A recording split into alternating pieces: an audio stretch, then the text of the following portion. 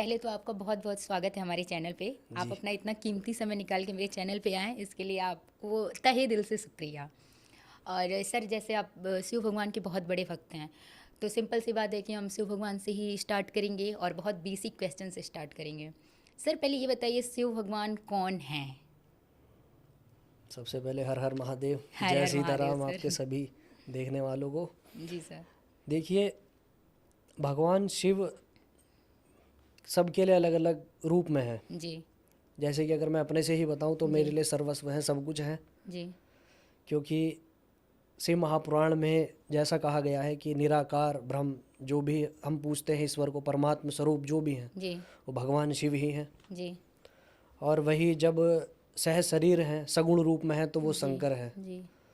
तो यदि मैं कहूँ कि वो कौन है, तो वो सब कुछ हैं मेरे लिए। और संसार सारा जो भी है, जी त्रिभुवन जितना भी हमें दिखाई देता है जी। अपने नेत्रों से, या जो भी हम नहीं भी देख पाते हैं, सब कुछ शिवमय है।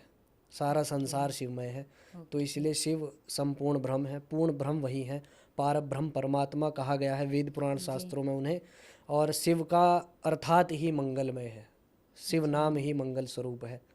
ओके। जी। और सर, कहते हैं कि शंकर भगवान बहुत भोले हैं, बहुत भोले हैं, लेकिन उनको फिर भी खुश करने का कोई बहुत आसान सा तरीका बताइए जिससे शंकर भगवान बहुत जल्दी खुश हो जाएं। देखिए, भोले हैं वो, तो हमें प्रयत्न करना चाहिए कि भोले रहकर ही हमें उनकी भक्ति भी करनी चाहिए। जी जैसे कि उसके कुछ नियम हैं। जी जैसे हमें प्रयत्न करना चाहिए कि सदैव सबका सम्मान करें। और भगवान शिव जी को ये सबसे ज़्यादा जो गुस्सा आता है, क्रोध आता है, जैसा मैंने पढ़ा है, सुना है कि अपने गुरुओं का सदैव आदर सत्कार सम्मान करना चाहिए, जी अपने माता पिता का सदैव सम्मान करना चाहिए, जी। और स्त्रियों का सदैव सम्मान करना चाहिए। तभी भगवान शिव जी को हम प्रसन्न कर सकते हैं, अन्यथा हम किसी भी प्रकार के कर्म कांड से उन्हें प्रसन्न नहीं कर सकते। और सत्य भाषण हमें करना चाहिए, क्योंकि आपने सुना भी होगा कि ईश्वर सत्य है और सत्य ही शिव है। सत्य से तो जिनके नाम से आगे पीछे दो बार जब सत्य आ रहा है, तो उन्हें सत्य कितना प्रिय होगा, आप सोचिए। तो इसलिए हमें प्रयास करना चाहिए कि हम जितना हो सत्य बोलें, भगवान शिव जी को अगर हम प्रसन्न करना चाहते हैं तो। और नियमितता के साथ उनका जो है स्मरण कीर्तन हम करते रहें भगवान शिव जी का। और तपस्या जितनी भी, जैसी भी जिससे हो, वो तपस्या, वो साधना भगवान के निमित्त करनी चाहिए। भगवान की प्रसन्नता के लिए कार्य करो, भक्ति भी करो तो स्वार्थ रहित होकर, भगवान की प्रसन्नता के लिए, अपने किसी स्वार्थ के लिए नहीं। जी जी। और सर, ऐसा कोई मंत्र बताइए जिससे शिव भगवान बहुत जल्दी खुश हो जाते हैं और हर कोई उस मंत्र का जाप कभी भी कर सकता है। देखिए, ये तो बहुत सारे मंत्र हैं, लेकिन जो सर्वमान्य और प्राचीन मंत्र है वो ओम नमः शिवाय ही है। जी नमः शिवाय पंचाक्षरी मंत्र है। नमः शिवाय पंचाक्षरी, आज भी 5 अक्षरों से बना है। जी और जब हम इनके प्रारंभ में ओम को जो है जोड़ देते हैं, तो वो षडाक्षरी हो जाता है, ओम नमः शिवाय। और इस मंत्र को जपने मात्र से ही जीव का कल्याण होता है। और वो जो पाप हैं, जितने भी पाप करता है, सबका नाश भगवान शिव स्वयं कर देते हैं। लेकिन उसके लिए कुछ नियम होते हैं, उनका पालन हमें सदैव करते रहना चाहिए, जैसे तभी वो जप जो है सफल हो सकता है। जैसे कि कुछ मानते हैं कि गुरु परंपरा में हमें मंत्र मिलते हैं, तो तभी वो सफल सिद्ध होते हैं कि जो हमें गुरु मार्ग बताते हैं उस प्रकार से हमें जपना चाहिए, बीज मंत्र जो होते बीज हैं। मंत्र जो भी होता है। लेकिन ओम नमः शिवाय के लिए स्कंद पुराण में ब्रह्मोत्तर खंड के प्रथम अध्याय के 20वें श्लोक में कहा गया है कि इस मंत्र को कोई भी बिना गुरु के भी जप सकता है। ओके। तो उसके लिए कहा गया है कि नास्य दीक्षा न होमश्च न संस्कारो न तर्पणम न कालो नोपदेशश्च सदा शुचिरयम मनुः। कि ये ऐसा मंत्र है कि इसके जपने के लिए हमें किसी गुरु की, किसी संस्कार, तर्पण इत्यादि किसी कर्म की आवश्यकता नहीं होती है। हम केवल अपने सच्चे भाव के साथ ओम नमः शिवाय मंत्र का जो है जाप करते रहें, बस उतने में ही हमारा कल्याण हो जाएगा। लेकिन फिर भी मैं ये कहना चाहूँगा कि जो गुरु परंपरा हमारे सनातन धर्म में दी गई है, हम अपने गुरु का अच्छा चयन करें पहले। या किसी वजह से हमें वो अच्छे गुरु या उस समय नहीं हमारे पास मिल पा रहे हैं, भगवान की कृपा हमारे पास नहीं है, तो नित्य निरंतर भगवत प्राप्ति के लिए, भगवान की प्रसन्नता के लिए इस मंत्र को निसंदेह जपा जाए। बस इस बात का ध्यान रखें कि स्नान, शौच, कर्म इत्यादि करने के पश्चात आप पवित्र स्थान का चयन करें। खुद भी बाहर भीतर से पवित्र होकर अपना आचमन शुद्धिकरण करने के पश्चात एक पवित्र स्थान पर बैठकर इस जो है पवित्र मंत्र का आप उच्चारण करें मन मन में। सर ये कैसे पता लगाएं कि जो गुरु का चयन होता है तो कौन से गुरु सही हैं, कौन से, क्योंकि बहुत लोग आते हैं बहुत कुछ देखिए बताते अभी हैं। वर्तमान कलिकाल है तो ये सब तो चयन कर पाना बहुत मुश्किल है, और कहावत भी है कि पानी पियो छान के और गुरु बनाओ जान के। हाँ। तो उसके लिए है कि भगवत प्राप्ति चाहिए होती है, तो भगवान को प्रसन्न करो। भगवान किसी ना किसी रूप में गुरु को भेज देंगे आपके जीवन में। उसके लिए क्या कीजिए कि योग कीजिए। भगवत प्राप्ति के लिए भगवान दत्तात्रेय जी जो हैं उनका आप पूजन कीजिए गुरु परंपरा के लिए, यदि आपको अच्छे गुरु। और यदि देखिए नहीं भी मिल पा रहे हैं तो भगवान शिव को ही गुरु मान लीजिए।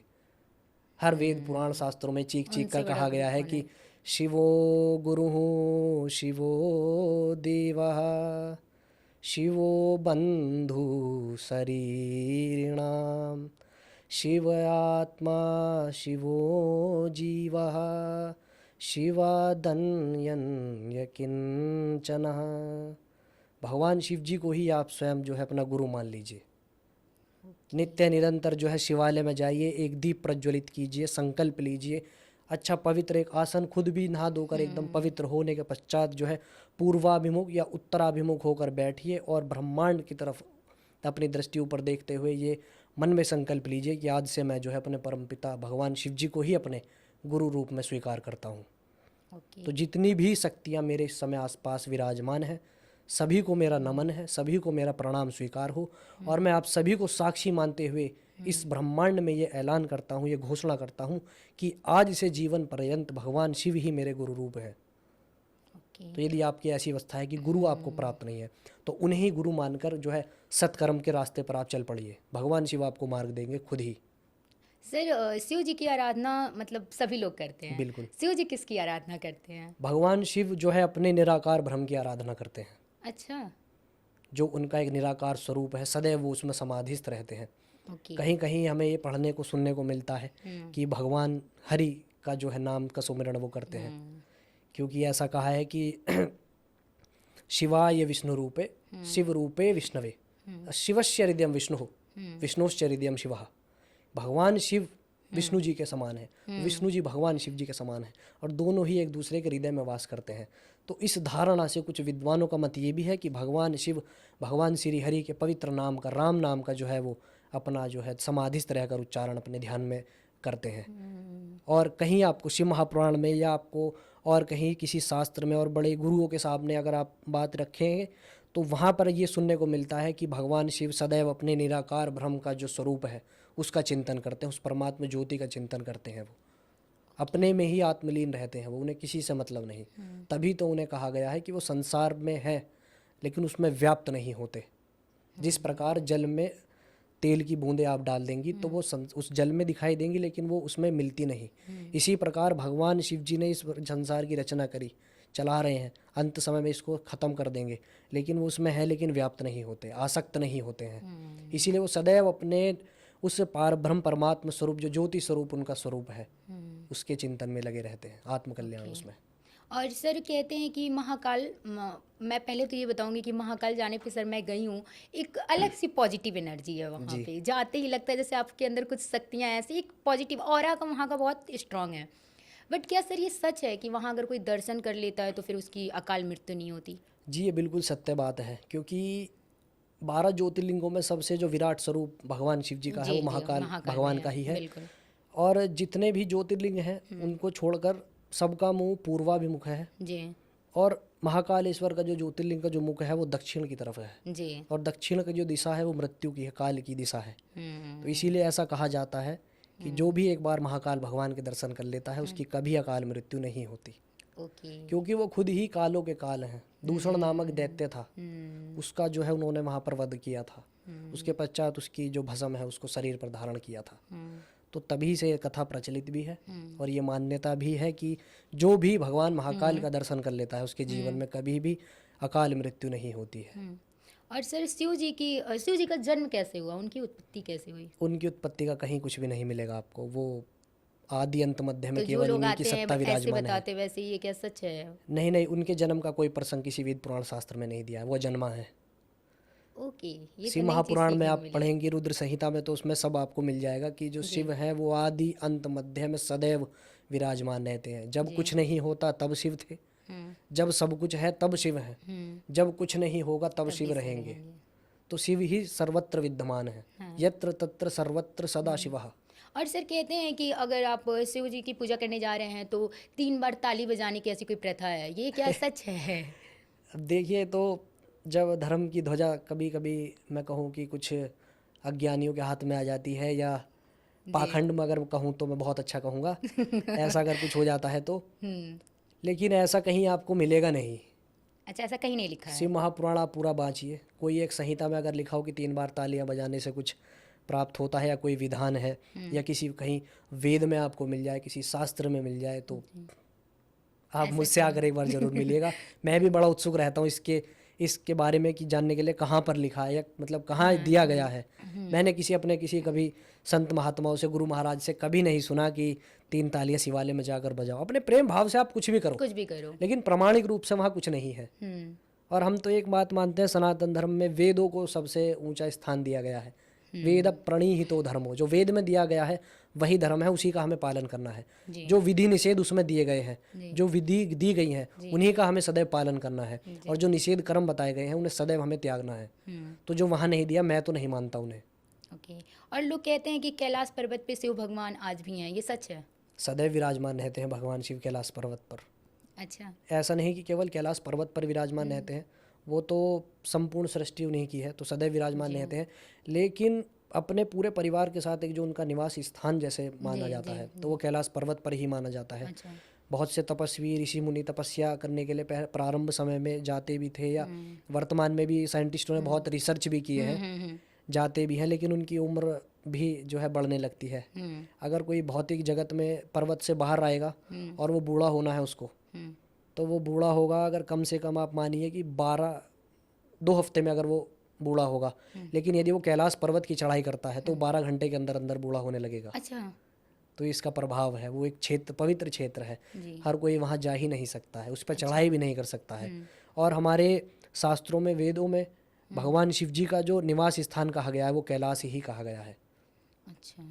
भजन भी है, कैलाश के निवासी नमो बार बार हूँ, नमो बार बार हूँ, आए शरण तिहारी हमें तार तार दो। तो कैलाश के निवासियों ने कहा भी गया है। जी। आपको ये मिल जाएगा, आपको जी। जी। जी। वेद में, पुराण में, शास्त्रों में दिया जाएगा, लिखा जाएगा, लिखा है सब कुछ कि उनका निवास स्थान कैलाश पर्वत है। ओके। मणिमहेश में भी विद्यमान रहते हैं महादेव जी। अपने परिवार के साथ, जी। लेकिन जो मूल निवास कहा गया है एक, वो कैलाश पर्वत को तो ही। क्या वो कैलाश पर्वत पे पार्वती जी के साथ ही रहते हैं? जी देखिए, वो बिल्कुल रहते होंगे। अब इतनी ना तो हमारे और आपकी किसी की इतनी दिव्य दृष्टि नहीं है Exactly. कि हम उन्हें देख पाएं, लेकिन यदि उनकी इच्छा है, वो चाहते हैं कि मेरे इस भक्त को मेरे दर्शन हो किसी भी रूप में, कैसे भी, मेरी इच्छा है, तो वो कर सकते हैं। बाकी हम प्रयास भी ना करें तो ज़्यादा अच्छा है। ज़्यादा अच्छा है। सर सती जी भी थी और पार्वती जी भी थी। जी। तो क्या डिफरेंस क्या था? देखिए, डिफरेंस ये है कि दोनों ही माता पार्वती जी का जो स्वरूप है। जी, यही कंफ्यूजन एक रहती जन्म है। में माता सती ने भगवान शिव जी का जो है पाणी ग्रहण जो मतलब किया था, पति जो है पति पत्नी रहे। जी। और एक जन्म में जब वो अगला जन्म माता पार्वती जी ने लिया, तो वो जो है सती पहले रही और उसके पश्चात वो पार्वती रूप में रही। अच्छा, उन्हीं का रूप था। उन्हीं का रूप है। पार्वती जी पार्वती का जी ही ने रूप जब वो तपस्या करी थी भगवान शिव जी के लिए, जी। और माता सती वो थी जब उनका अपमान किया गया था। जी। जी, उनके भाइयों ने किया था, शिव दक्ष भगवान का प्रजापति अपमान। ने जब जी। अपमान किया जी। था, तो तो वो माता सती सती हो ने गई। अपने योग बल से ही अपने शरीर को जो है अग्नि प्रज्वलित करके तुरंत जो है वहां पर जी। कर लिया था। भस्म में शरीर उनका हो गया था। तो वो माता सती थी। लेकिन जब उन्होंने अगले जन्म में पुनः ही भगवान शिव जी की प्राप्ति के लिए तपस्या करी थी, जी। तो वो राजा मैनाक जो उनकी माता का नाम हुआ, जी। वो वहाँ पर जो है पार्वती रूप में प्रकट हुई थी। अच्छा। तो ये मतलब भेद तो नहीं है, लेकिन बस अलग अलग जन्मों में भगवान शिव जी को ही पति रूप में प्राप्त करने के लिए अलग अलग नामों से उन्हें जाना गया है। बस अच्छा। शक्ति वो एक ही है, ओके। क्योंकि उन्होंने यही बस कर रखा है कि जन्म जन्म में मैं शिव की ही दासी बनूंगी। जी। तो वो हर प्रत्येक जन्म में भगवान शिव जी की ही सहचरी रहती है, उन्हीं की जो है अर्धांगिनी बनकर माता पार्वती रहती है सदैव। अच्छा। सांब सदा शिवाय नमः। मंत्र भी है। सांब सदाशिव, भगवान शिव जी के साथ सदा अम्बा विराजमान है। जी जी। तो बस एक जन्म में वो माता सती के रूप में है, और एक जन्म में वो जब उनकी माता मैना हुई तो वो पार्वती के नाम से जानी गई। जी। और सर कहते हैं तांडव का नाम आए और शिव जी का नाम ना आए, ऐसा नहीं हो सकता है, तो इसके जी, पीछे क्या वजह है? क्योंकि भगवान शिव जी को नृत्य और गान का बहुत ज़्यादा मतलब प्रिय माना जाता है, उन्हें बहुत प्रिय है, क्योंकि गान और नृत्य उन्हीं से लिखा है। जी। और तांडव तो वो नित्य ही निरंतर ही किया करते हैं, उनको प्रसन्न है, मतलब अच्छा। ज़्यादा उनको अच्छा लगता है, अच्छा, तो इसलिए वो तांडव के प्रिय मतलब जो है काफ़ी पसंद करते हैं तांडव तो को। सर तांडव को हम लोग इस रूप में गुस्से वाले चीज़ों के रूप में लेते हैं, ऐसा क्यों? वो एक नटराज उनका रूप है ना, अच्छा। नटराज रूप जब वो तांडव करते हैं, आपने सुना होगा जो कथक वगैरह करते जी हैं, जी वो जी। स्वरूप कहीं ना कहीं वो कुछ स्टेप जो भी जैसा भी करते हैं, जी। अब वास्तविक तो नहीं पता किसी को कि वो कैसा करते वो हैं, कैसा करते हैं? लेकिन उनसे प्रेरित होकर हमारे जो समाज में सनातन धर्म में एक जी भरतनाट्यम जो भी कला होती है जो जी। करते हैं लोग, वो अपना इष्ट मानते हैं जी उस समय नटराज भगवान को ही, तो जी। वही तांडव करते हैं, वो तांडव को प्रिय है, तांडव उन्हें बहुत प्रिय है। तो यदि आप पूजा पाठ भी नहीं कर पा रहे हैं तो आप गले के स्वर से, कंठ से, या अपने उस नृत्य के माध्यम से भी भगवान शिव जी को प्रसन्न कर सकते हैं, जी जैसे रावण जी ने कर लिया था। जी। जटा कटाह संभ्रम प्रमन्य लिंप निर्झरी विलोलवी चिवल्लरी प्रमाण मान मूर्धनि। भगवान शिव जी का तांडव पूरा लिखा था रावण जी जी ने, जी जी सदैव तत्काल वहाँ पर गा दिया था, जी सोचिए। जी। तो इसीलिए उनको जो है बहुत अधिक जी। प्रिय है। अच्छा, और रुद्राक्ष का क्या महत्व है सर? और क्यों ऐसा है कि जैसे हमें एक चीज़ नहीं समझ में आती है, जैसे कृष्ण जी हैं जी, तो तुलसी माला है, शिव भगवान है तो रुद्राक्ष है, ये क्या है? इसके पीछे का लॉजिक क्या है? देखिए मालाएं कैसे ये अलग अलग केवल हर भगवान ये के लिए हो केवल गई? भौतिक जगत में मानने वाली बात है, हाँ। वरना आपको शिव महापुराण की विद्येश्वर संहिता में भी मिल जाएगा, और जी देवी भागवत के 11वें स्कंद में भी आपको मिल जाएगा कि अरुद्राक्ष धरो भूत्वा यद यत कर्म च वैदिकम करोति जप होमादि तत्सर्वे निष्फलम भवेत। जी। कि यदि किसी भी प्रकार का जप तप सात्विक पूजा पाठ अनुष्ठान हम करते हैं और हमारे शरीर पर रुद्राक्ष नहीं होता है, तो वो हमारा जो भी कर्म है वो तत्सर्वे निष्फलम भवेत, वो सारा निष्फल हो जाता है। अच्छा। तो इसलिए हमें रुद्राक्ष को सदैव अपने शरीर पर धारण करना चाहिए। और उसके लिए ये भी कहा गया है कि आपको पहले कुछ नियमों का जो है पालन करना चाहिए। पवित्र रहो, मांस मदिरा का सेवन मत करो, सदैव जो है अच्छे बोलो, मतलब सत्य वाचन करते रहो हमेशा, भगवान शिव जी का पूजन करते रहो, सदैव जो है सत्कर्मों में लगे रहो। ओके। ये उसकी पवित्रता को बनाए रखने के लिए। आप यदि सो रहे हो उस समय जो है स्वप्न के उस अवस्था में उतार देना चाहिए, क्योंकि उस समय हमारा शरीर निस्तेज हो जाता है। जी।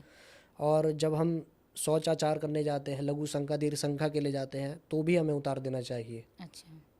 क्योंकि ऐसी समय में हमारी जो शरीर की अवस्था है वो अपवित्र हो जाती है। जी रुद्राक्ष तो ज्यों कहते हो भगवान की शक्ति विराजमान है, तो वो तो सदैव पवित्र है, जी लेकिन हमारा शरीर अपवित्र हो जाता है ना, जी तो इसलिए हमें सदैव उन नियमों का पालन करना चाहिए जो उनके निमित्त हमें दिए गए हैं। जी। लड़कियां भी धारण कर सकती जी हैं? बिल्कुल कर सकती हैं, और उसमें अगर वो दिए भगवान मानसिक शिव चक्र जी में का है तो उस समय आपको उतार देना चाहिए, उतने दिन टाइम पीरियड के लिए उस आपको समय हटा आपको देना चाहिए? मासिक धर्म के समय में उतार देना चाहिए। जी जी जी। आप स्फटिक की माला धारण कर सकते हैं, उस अच्छा। समय आपको उतार देना चाहिए, हाँ। क्योंकि भगवान शिव और शिव महापुराण की विद्येश्वर संहिता में दिया गया है कि सर्वाश्रमाणाम वर्णानाम द्विजानाम च धारणम कर्तव्यम मंत्रतः प्रोक्तम द्विजानाम नान्य वर्णिनाम। कि किसी भी वर्ण, किसी भी धर्म, किसी भी जाति पाति का व्यक्ति, मानस, स्त्री, पुरुष, बच्चा रुद्राक्ष को धारण कर सकता है। अच्छा। तो ये कोई संकोच नहीं करना चाहिए इसमें, जी। और ऐसे जो लोग नॉनवेज वगैरह खाते हैं उनका कोई फ़ायदा नहीं है, पहनना ही नहीं चाहिए उन्हें, तो वो बहुत लोग दोष ले रहे बोलते हैं, हैं कि खाते समय उतार दीजिए दोष फिर। ले रहे हैं बस केवल। देखिए मैंने क्या कहा, भौतिक जगत है, हम्म आप इसमें कुछ भी कीजिए, हम्म यदि उस सत्कर्म का फल हमारे व्यवहारिक रूप के कर्म में एक अच्छी सात्विकता के साथ दर्शता नहीं है ना, मतलब व्यवहार में नहीं उतरता है हमारा कर्म, जी तो वो पूजा पाठ अनुष्ठान केवल एक कर्मकांड के मात्र है बस। जी। यदि आपके मन में धारणा है कि आप आज जो है मदिरा पान कर लें या नॉनवेज वगैरह खा लें और उस समय उतार दें और बाद में फिर भगवान का वो प्रतीक है रुद्राक्ष की माला को धारण कर लें, तो आप अपना ही पागल बना रहे हैं। भगवान का कुछ नहीं हाँ, उन्हें जाएगा, क्या आपका जाना, अपना सही ही पतन होगा।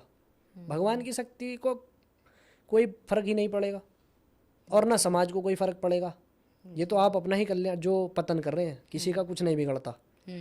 आप अपने से पहन रहे हैं, आपका मन है पहन रहे हैं, लेकिन जो नियम शास्त्रों में दिए गए हैं उनको आप पालन नहीं कर रहे, तो बिगड़ेगा किसी का कुछ भी नहीं, ना भगवान का ना समाज का, आपका ही पतन होगा। अच्छा स्पष्ट सी बात है, क्योंकि हर इंसान अपनी ही चिता में जलता है। जी माता पिता भी जन्म के साथी हैं, कर्म का साथी कोई नहीं होता। जी तो जो जो करते रहोगे, बोते चलोगे, वो मिलता जाएगा, बात खत्म। ओके। सर भगवान शिव का सबसे शक्तिशाली अवतार कौन सा है? हनुमान जी। हनुमान जी। वैसे तो उनके बहुत अवतार हैं, जी। नटराज है, हनुमान है, परशुराम है, और भी बहुत से अवतार हैं, जी। लेकिन भगवान शिव जी का जो सबसे, मैं कहूँ कि रौद्र रूप या सबसे शक्तिशाली जो अवतार है वो भगवान शिव ही, मतलब बजरंगबली ही महाराज हैं। अच्छा, बजरंगबली जी। महाराज है। हाँ। वो तो ही- बजरंगबली महाराज को तो अपनी शक्ति का पता नहीं था। नहीं नहीं, ऐसा नहीं है, क्योंकि देखिए भगवान शिव जी के एकादशवें अवतार हैं भगवान हनुमान जी। जी। वो सबसे शक्तिशाली हैं, क्योंकि वो सप्त चिरंजीवियों में से एक हैं, क्योंकि वो वर्तमान समय में भी विद्यमान है। जी जी जी। वो बहुत साल तक जीवित रहेंगे। जी जी। सप्त चिरंजीवियों में से एक भगवान बजरंगबली है, इसलिए उनका जो भगवान शिव जी का जो स्वरूप, मतलब अवतार है, वो हनुमान जी का अवतार जो बताया गया है सबसे ज़्यादा शक्तिशाली बताया गया है। जी। सर भगवान शिव को भस्म आरती क्यों की जाती है? क्योंकि देखिए, एक कहीं कहीं उनका बहुत अलग अलग बताता हूँ मैं, कहीं कहीं ये मिलता है देखने को कि भगवान शिव जी का वो एक श्रृंगार है, और क्योंकि भगवान शिव ही शमशान के साधक हैं, शमशान में पूजा उन्हीं की जाती है, और इस शरीर का जो एकदम अंतिम सत्य है वो केवल और केवल भस्म ही है, जी। और ये सारा जगत भी भस्ममय ही है। तो इसीलिए भगवान शिव जी का भस्म से श्रृंगार सदैव किया जाता है। और उज्जैन महाकालेश्वर में आपने कहानी भी सुनी होगी कि दूषण नामक जो एक दैत्य था, जी। उसका वध करने के पश्चात उसके शरीर की भस्म जो भी वहाँ पर उस समय पड़ी थी, जी। भगवान शिव जी ने उसको अपने तीसरे नेत्र से भस्म करने के पश्चात उस भस्म को, उस राख को अपने शरीर पर लेपन किया था। अच्छा। तो इसीलिए भगवान शिव जी को सदैव भस्म प्रिय है, क्योंकि वो उनका श्रृंगार है, जी। और वो सदैव उसको अपने शरीर पर धारण रखते हैं, क्योंकि वो एक नश्वरता का प्रतीक है। इस शरीर का अंतिम सत्य वो भस्म ही है। जी, इसलिए तो क्या भस्म आरती लड़कियों को नहीं देखनी चाहिए? ऐसा माना जाता है कि जब भगवान शिव निराकार से साकार रूप में, उस समय साकार से निराकार रूप में आते हैं, जी। तो उस समय बिल्कुल वो अभ्यंग अवस्था में होते हैं। अभ्यंग अवस्था। अभ्यंग अवस्था मतलब अभ्यंग, पूरा शरीर जो है उनका निर्वस्त्र होता है, ओके। उस समय उनको लेपा जाता है भस्म से, अभ्यंग लेप बोलते हैं उसको। अच्छा अच्छा। जब वो अपने साकार रूप से निराकार से साकार में आते हैं, अच्छा। तो उस समय वो अभ्यंग अवस्था में उनका जो है वो श्रृंगार किया जाता है। जी। इसलिए स्त्रियों को उस समय वहाँ पर मना कर दिया जाता है, या तो अपने पल्लू से अपने जो नेत्र हैं ढक लो, या फिर अपने नेत्रों को बंद कर लिया जाए। अच्छा ये मान्यता है इसके पीछे। अच्छा। तो सर कई लोग ये भी बोलते हैं कि शिवलिंग को भी टच नहीं करना चाहिए। देखिए, मैंने भी जैसा पहले भी कहा कि जब धर्म की ध्वजा कुछ अज्ञानियों के, विधर्मियों के हाथ में आ गई, जब संशोधन कर दिया, जी। तो ऐसा कहा कि स्त्रियों को, माताओं बहनों को शिवलिंग का जो है स्पर्श नहीं करना चाहिए। देखिए, भगवान शिव जगत के पिता हैं, माता पार्वती जगत की जननी है, तो यदि आप ही हैं, अगर आप उनको पिता और माता का दर्जा देकर आप स्पर्श करके पूजा कर रहे हैं, तो आपका क्या चला जाएगा। और मैं लेकिन ये कहना चाहूँगा कि मैं पुरुष हूँ, मैं लड़का हूँ, मैं भी स्पर्श नहीं करता, दूर से हाथ जोड़ लेता हूँ, अच्छा। क्योंकि क्या केवल स्पर्श करने से ही भगवान प्रसन्न होते हैं? सही बात है। यदि आप दूर से हाथ जोड़ लेंगे तो भी तो आपका कल्याण हो जाएगा, यदि उनको करना होगा तो। सही तो बात। छूने की आवश्यकता ही क्या है? पवित्र चीज़ है वो, पवित्र लिंग है, उसको स्पर्श करने की आवश्यकता क्या है? पहली बात तो ये बताइए। मेरे को यही नहीं समझ में आता है कि दिमाग में विचार ही क्यों आता है जी। स्पर्श करना ना करना। गए, जल चढ़ाया, हाथ जोड़ा, सर झुकाया, भगवान प्रसन्न होकर जो कुछ देना है वो दे देंगे, बस आप वहाँ से निकल के कर्म तो करो अपने जीवन में। सही बात है। प्रसन्नता के लिए बहुत सारे उपाय हैं, केवल स्पर्श करने मात्र से, यार वहीं बस फिर स्पर्श कर रहे हैं, कोई लड़की कर रही है, किसी ने वहाँ उसको टोक दिया, बस उसके मन में वही वही बंधन आ गया कि अब मैं पूजा कैसे करूँ, मैं भगवान को प्रसन्न कैसे करूँ, मैं तो स्पर्श ही नहीं कर पा रही। आपने संकल्प लेके शिवालय में भी आ गए ना, आप लोटा जल कर लेके, भगवान की नज़र में आप इतना भी आ गए, कल्याण भगवान आपका इतने में भी कर देगा। कर देंगे जी। मन साफ रखिए बस अपना, जरूरी नहीं है कि स्पर्श करना ही है। अच्छा, बहुत से लोग होते हैं मंदिर जाते हैं बट वहाँ पे भी ऐसी हरकतें करते हैं कि लगता है वो क्यों आए हैं, आप ही को किसी लड़की को छेड़ देंगे या कुछ इस तरीके की हरकतें कर देंगे, उनके लिए आप क्या कहना चाहते हैं? देखिए, ये भौतिक जगत है, मतलब समाज है, सबकी अपनी अपनी मानसिकताएं हैं। जी तो ये तो अपनी इंडिविजुअल मेंटेलिटी है कि कौन किसी बहन बेटी को छेड़ रहा है या कुछ जो भी कर रहा है। लेकिन मैं आपके माध्यम से ये कहना चाहूँगा कि यदि आपके मन में ऐसा भाव है भी, जी आप मतलब उसी लाइन के हो, तो आप मंदिर परिसर में जाके मंदिर की जो व्यवस्थाएं हैं उनको भी गंदा मत करो और हमारे धर्म को नीचे मत गिराओ। और माताओं बहनों से भी आपके माध्यम से चैनल के मैं ये कहना चाहूँगा कि मंदिर में जाएं तो एकदम पवित्रता के साथ और मर्यादा के साथ ही जाएं। जी वस्त्र ऐसे ना हो कि कोई वास्तव में पूजा कर रहा हो और उसकी दृष्टि गलत जगह चली जाए उस समय वास्तव में, लेकिन वो वास्तव में पूजा ही करने आया था, लेकिन आपके किसी ऐसे अमर्यादित वस्त्र की वजह से उसका ध्यान वास्तव में भंग हो गया, जी तो वहाँ उसका कोई दोष नहीं, आप पाप के भागिनी बन जाओगे, पाप के भागनी आप। बिल्कुल बन जाओगे, क्योंकि आपकी वजह से किसी वास्तव में जो पूजा ही कर रहा था उस समय वहाँ जी दृष्टि उसकी चली गई और उसके मन में कोई विकार उत्पन्न हो गया, तो वहाँ उसका कोई दोष नहीं है। तो अपने मन की पवित्रता का क्या है फिर? वो तो सही कर रहा है, आप उसकी दृष्टि एकदम चली गई, क्योंकि हर पाप अपनी दृष्टि से प्रारंभ होता है। जी जैसा उसने एकदम देख लिया उसके मन में वो विकार आ गया, जी तो मंदिर है ना, वो जी पवित्र स्थान है ना, मानते हो आप, जी तो वहाँ मर्यादा में रहना एक जी होना चाहिए ना। तो मैं बस यही कहना चाहूँगा कि वहाँ मर्यादा से जाएं, पुरुष हो चाहे स्त्री हो। जी पूजा पाठ करने जा रहे हो, कोई वहाँ फैशन शो नहीं चल रहा है ना पुरुष के लिए ना स्त्री के लिए, बिल्कुल मर्यादित वस्त्र होने चाहिए, एक शालीनता, एक समाज की सभ्यता जो कहती है वो होनी चाहिए दोनों ही के अंदर। जी अपने बच्चों के साथ जा रहे हो तो उन्हें भी सिखाओ, संस्कार दो। मंदिर में जाके आ जाना केवल उससे ना कोई लाभ है ना वो कोई धर्म है। मंदिर तो सीखने का स्थान है, वहाँ सीखा जाता है धर्म का कार्य कैसे किया जाए, अपने आप को उस लायक कैसे बनाया जाए, क्योंकि वो मंदिर है ना। मंदिर में जाना आना केवल नित्य गए, जल चढ़ाया आ गए, जल चढ़ाया आ गए, वहाँ से कुछ सीखो, धर्म को कैसे करना है, मर्यादा में कैसे रहना है, सभ्यता कैसे सीखनी है। जी मंदिर जाने आने से कल्याण नहीं होगा, जब तक मंदिर के अंदर गए उस पवित्र भाव को लेकर मंदिर से बाहर आके इस भौतिक जगत में उस व्यवहार को उतारा नहीं, तब तक वो केवल और केवल एक कर्मकांड मात्र है। जब तक आपका उस धर्म का प्रतिबिंब एक भौतिक जगत में, समाज सभ्यता में अच्छी रूप में नहीं दर्शाया गया, तो मैं दोनों से ही, स्त्री पुरुष दोनों से ही मैं कहना चाहूँगा बस मर्यादा में जाए। और मन की पवित्रता का जैसा आपने पूछा, तो मन की गति चंद्रमा से भी तेज है, वो कभी भी किसी के लिए भी इधर उधर हो सकता है, इतना बड़ा अब कलयुग में कोई तपस्वी नहीं है। तो इसलिए प्रयास किया जाए कि अब एक मर्यादा से ही बच जाया जाए। और अब तो जगह जगह मंदिरों में ये बना भी दिया है, रूल बना दिया है कि माताएं आएंगी, स्त्रियां आएंगी तो साड़ी या सूट पहनकर, और पुरुष आएंगे तो धोती पहनकर, बस। तो इसमें कोई बुराई नहीं है, मैं किसी को ये नहीं कहूँगा कि कोई दोषी है या कुछ है, बस थोड़ी आप मर्यादा से सबको रहना चाहिए, बस बात खत्म। अच्छा ये बताइए कि मान लीजिए किसी के मन में भावना बहुत ज़्यादा है कि हाँ मुझे ऐसे पूजा करनी है या मेरी पूजा में कोई कमी ना रह जाए, जी बट उसको सही तरीका किसी को नहीं पता है, जी। तो फिर वो पूजा क्या स्वीकार्य होती है? देखिए, यदि आप भगवान की ही पूजा कर रहे हैं, जी अगर भगवान से प्रेम करके पूजा कर रहे हैं तो वो निसंदेह स्वीकार होगी। अच्छा लेकिन यदि आप अपनी इच्छाओं की पूजा कर रहे हैं जी तो फिर आपको उन नियमों का, उस सामग्री का चयन करना ही पड़ेगा, क्योंकि तब तक वो मनोकामना आपकी पूरी नहीं होगी ना। जी जी जी यदि आप भगवान को भाव के साथ पूज रहे हो, प्रेम के साथ पूज रहे हो, तो भगवान को कुछ भी मत चढ़ाओ, चिंतन कर लो उसका। कहीं जा रहे हो चिंतन करते रहो, कुछ काम कर रहे हो अपने दिनचर्या में उसका चिंतन करते रहो, वो तो प्रसन्न है सदैव, वो हर अवस्था में प्रसन्न है। माता पिता कभी अपने बच्चों से नाराज होते ही नहीं, तो वो तो जगत के माता पिता हैं, वो भी कभी किसी पर रुष्ट नहीं होते।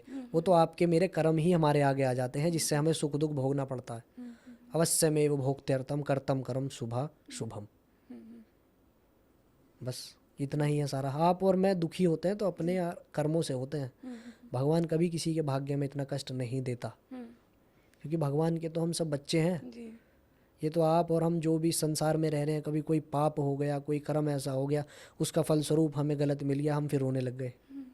जो बीज बोया था वो काटोगे भी तो आप ही, जी भगवान नहीं आएगा। जी लेकिन इतना है कि भगवान के मार्ग में चल रहे हो तो धक्का लगेगा, आपको झटका लगेगा, लेकिन महसूस वो नहीं होने देगा, वो आपका हाथ पकड़े है पीछे से। जी तो अगर कभी कभी आदमी मंदिर जाता है तो बहुत भाव विभोर हो उठता है, उसको रोने का मन करता है, बट चारों तरफ लोगों को देख करके उसको मतलब ऐसा होता है कि नहीं, हेजिटेट करता है वो, तो उसके वो भाव उस समय केवल और केवल मैटेरियलिस्टिक हो सकते हैं, मतलब भौतिक जगत के हो सकते हैं, वो ईश्वर के लिए नहीं हो सकते। अगर आंसू आए तो रो ले। अगर उसे ईश्वर के निमित्त ही वास्तव में आंसू आ रहे हैं तो फिर जो चीज़ अपने वेग से बाहर आ रही है उसे कोई नहीं रोक सकता। जी। चाहे समाज देखे, चाहे कोई भी देखे, उसे केवल अगर है ना कि उसका जो आराध्य वहाँ बैठा है, अगर उसे उसी के लिए रोना है। सोचने तो कोई कहे एक्टिंग कर रहा है, अगर आपके वास्तव में रो रहे हैं तो आपका भगवान देख लेगा। ऐसा नहीं होना चाहिए कि आप यहाँ रो रहे हो, पीछे से आपकी एक शूटिंग चल रही है, वहाँ गलत हो जाओगे आप, वहाँ आपका मजाक उड़ाया जाएगा जी और हो सकता है आपको मंदिर परिसर से उठा के भगा भी दिया जाए, जी जी जी है ना। जी क्योंकि कैमरे लगे हैं आज के समय में हर जगह, तो कहीं देखते हैं ऐसी व्यवस्था हो रही है तो निकाल भी दिया जाता है। लेकिन यदि आप वास्तव में रो रहे हैं, जी आपके पास फोन ही नहीं है, आप नीचे से धोती पहने ऊपर से उत्तरी ओढ़े हो केवल, आपके शरीर पर वस्त्र भी नहीं है, तो फोन कहाँ रखोगे? कोई रील आपकी बन ही नहीं रही है। जी आप केवल अपने आराध्य के निमित्त ही वास्तव में भाव में आपके आंसू आ गए हैं, किसी से मतलब ही नहीं रहेगा आपको, क्योंकि आप उस समय बस रो दिए भगवान को देख के, आप आ गए आंसू, नहीं पता क्यों आए, बस निकल गया, निकल गए। भाव बाहर आ गए। और जब ऐसा कहा जाता है कि ईश्वर के नाम से अगर आपके आंख में आंसू आ गए तो सुन लीजिए कि आपकी जो भी मनोकामना या जिस भी भाव के साथ आप रोए हैं वो पूरी होगी ही होगी। ओके। अच्छा सर, बहुत लोग ये बोलते हैं कि मतलब भगवान शिव का नाम आता है तो अपने आप को जस्टिफाई करते हैं कि मदिरा पी का पान कर लेते हैं, गांजा चरस इत्यादि का सेवन कर लेते हैं और कहते हैं ये तो भगवान शिव को चढ़ता था तो हम भी इसका करते हैं। तो क्या सचमुच भगवान इन सब चीज़ों का ग्रहण करते थे? देखिए, मैं कहता हूँ हाँ, भगवान करते हैं ग्रहण, वो भगवान भी तो हैं। जी भगवान तो देवताओं की रक्षा करने के लिए दैत्यों का संहार भी कर दिए, जी खा भी लिए, जी, विष भी पी लिए, है ना, सब जी कुछ कर लिया। जी मैं कह रहा हूँ चरस गांजा जितना भी नशा है आप अपने से कहना चाहो, ये जो लोग भी ऐसी मानसिकता रखते हैं, जी मैं कह रहा हूँ 100% कहीं लिखा भी है ऐसा, तो वो तो भगवान है, वो सब कुछ करने में समर्थ है। कर्तुम अकर्तुम अन्यथा कर्तुम सर्व समर्थे, वो हर कार्य को करने में समर्थ है। क्या आप और मैं कार्य को करने में समर्थ हैं? बिल्कुल नहीं। अगर मैं कहूँ कि ज़्यादा गांजा कोई ज़्यादा अफीम पी ले तो वो मर ही जाएगा, सही बात है ना। है। तो ये सब अपनी जुबान का एक लालच है, टेस्ट है, लोगों को लग जाता है और उसको बस वो धर्म से जोड़ देते हैं। बाकी धर्म से इसका कोई लेना देना है नहीं, उसको जस्टिफाई करने बस। के लिए। हाँ, जी बाकी कहीं कुछ नहीं दिया गया इसके बारे में। शिव महापुराण में बिल्व पत्र के बारे में दिया गया है और भांग धतूरे के बारे में आपको मिल जाएगा, लेकिन ये चरस गांजा इन सब ये तो अपने लिए जोड़ दिया है, धर्म को इससे जोड़ दिया है लोगों ने अपने जुबान के टेस्ट की वजह से। अच्छा और वही वाली बात है, मैं तो कहूँगा कि दिया गया है कहीं पर शिव महापुराण में या शास्त्रों में दिया गया है, लेकिन वो तो भगवान है ना, उसके लिए दिया गया है। जी ऐसा नहीं दिया कि मेरे लिए दिया गया है, मैं पी रहा हूँ। जी। और सर, ये बेलपत्र क्यों चढ़ाया जाता है भगवान शिव को? बेलपत्र में भगवान शिव जी की शक्ति, जो ब्रह्मा विष्णु महेश हैं, वो शक्ति विद्यमान होती है। अच्छा, तीन। और कहीं ब्रह्मा विष्णु महेश, जी और कहीं कहीं ये मान्यता है कि जब भगवान शिव जी ने विष पिया था जी तो देवताओं ने भगवान शिव जी को जल से स्नान कराकर बिल्वपत्र चढ़ाया था कि उनके शरीर को शीतलता प्रदान हो। और भी बहुत सी कहानियाँ हैं कि बहुत पवित्र माना जाता है, ब्रह्मा विष्णु महेश का उसमें वास माना जाता है, तीनों शक्तियाँ संसार को जो चला रही हैं उनका वास माना जाता है, इसलिए भगवान शिव जी को बिलपत्र जो है पसंद है। और माता पार्वती जी ने भी जब उन्हें पति रूप में प्राप्त करने के लिए तप किया था तो माता पार्वती जी ने भी नित्य जल की धार के साथ उन्हें बिलपत्र जो है समर्पित किया था। अच्छा तब भगवान शिव जी उनकी मनोकामना पूरी करने के लिए पति रूप में स्वीकार मतलब मान गए थे। अच्छा। तो इसीलिए भी बहुत सारी मतलब कहानियाँ आपको मिल जाएंगी इसके लिए। ये श्रावण मास को ये भगवान शिव से ही क्यों जोड़ते हैं? उसमें उनकी पूजा क्यों की जाती है? क्योंकि भगवान शिव जी के लिए माता पार्वती जी ने इसी पावन महीने में तप किया था उन्हें पति रूप में प्राप्त करने के लिए। अच्छा, तभी 16 इसीलिए ये जो है श्रावण मास जो पवित्र मास है जी भगवान शिव जी को अत्यंत प्रिय है, क्योंकि इसी महीने में उनकी जो है माता पार्वती जी ने तपस्या करके उनका पानी ग्रहण किया था, मतलब विवाह हुआ था। जी जी जी तो यही वो पावन महीना है। इसमें यदि नित्य निरंतर जो है आप किसी की भी स्त्री की पुरुष की जो मनोकामना लेकर भगवान शिव जी का पूरे भाव के साथ पूजन करता है, जल की धारा अति शिवहति प्रिया, जल की धार के साथ भगवान शिव जी को बिलपत्र चढ़ाता है, भगवान शिव जी उसकी वो मनोकामना पूरी कर ही देंगे करते हैं। यदि वो भाव के साथ चढ़ा रहा है। तो यदि उसकी कोई मनोकामना है वो भी पूरी होगी, यदि वो किसी मनोकामना के बिना ही चढ़ा रहा है, केवल भाव के साथ चढ़ा रहा है, तो भी भगवान शिव उसकी वो मनोकामना पूरी कर ही देंगे। अच्छा, तो इसको लड़के और लड़कियां कोई भी कर सकते कोई हैं भी ना? कर सकता है। तो सोमवार का जो व्रत होता है उसको भी लड़के कर सकते हैं, अच्छा पार्टनर पाने के लिए? जी बिल्कुल कर सकते हैं। हाँ, सुना नहीं है कभी। देखिए ऐसा है कि लड़का लड़की इस भौतिक जगत के लिए हैं। लड़का लड़की या कोई भी जो भी जेंडर है वो केवल इस संसार में है, लेकिन जो वो विधाता परमात्मा है ना, उसकी नज़र में केवल और केवल एक जीवात्मा है वो। उसके लिए कोई वो तो केवल आपने सुना भी होगा कि भगवान शिव जी का अर्धनारीश्वर जो रूप है जी। वो देवताओं को के कल्याण के लिए माता पार्वती जी को अपने वाम अंग से भगवान शिव जी ने जब रक्षा करने के लिए अलग अपना रूप दिखाया था। ब्रह्मा जी ने जब संसार की रचना करी थी तो स्त्री और पुरुष से ही संसार चलता है। प्रकृति और पुरुष सदैव विराजमान भगवान शिव अपने शरीर में रखते हैं। तो वो जब अपने शरीर से अलग कर देते हैं माता पार्वती जी को, वो तो बस एक दिखाने के लिए है, बाकी सदैव सदैव विराजमान एक ही शरीर में है दोनों।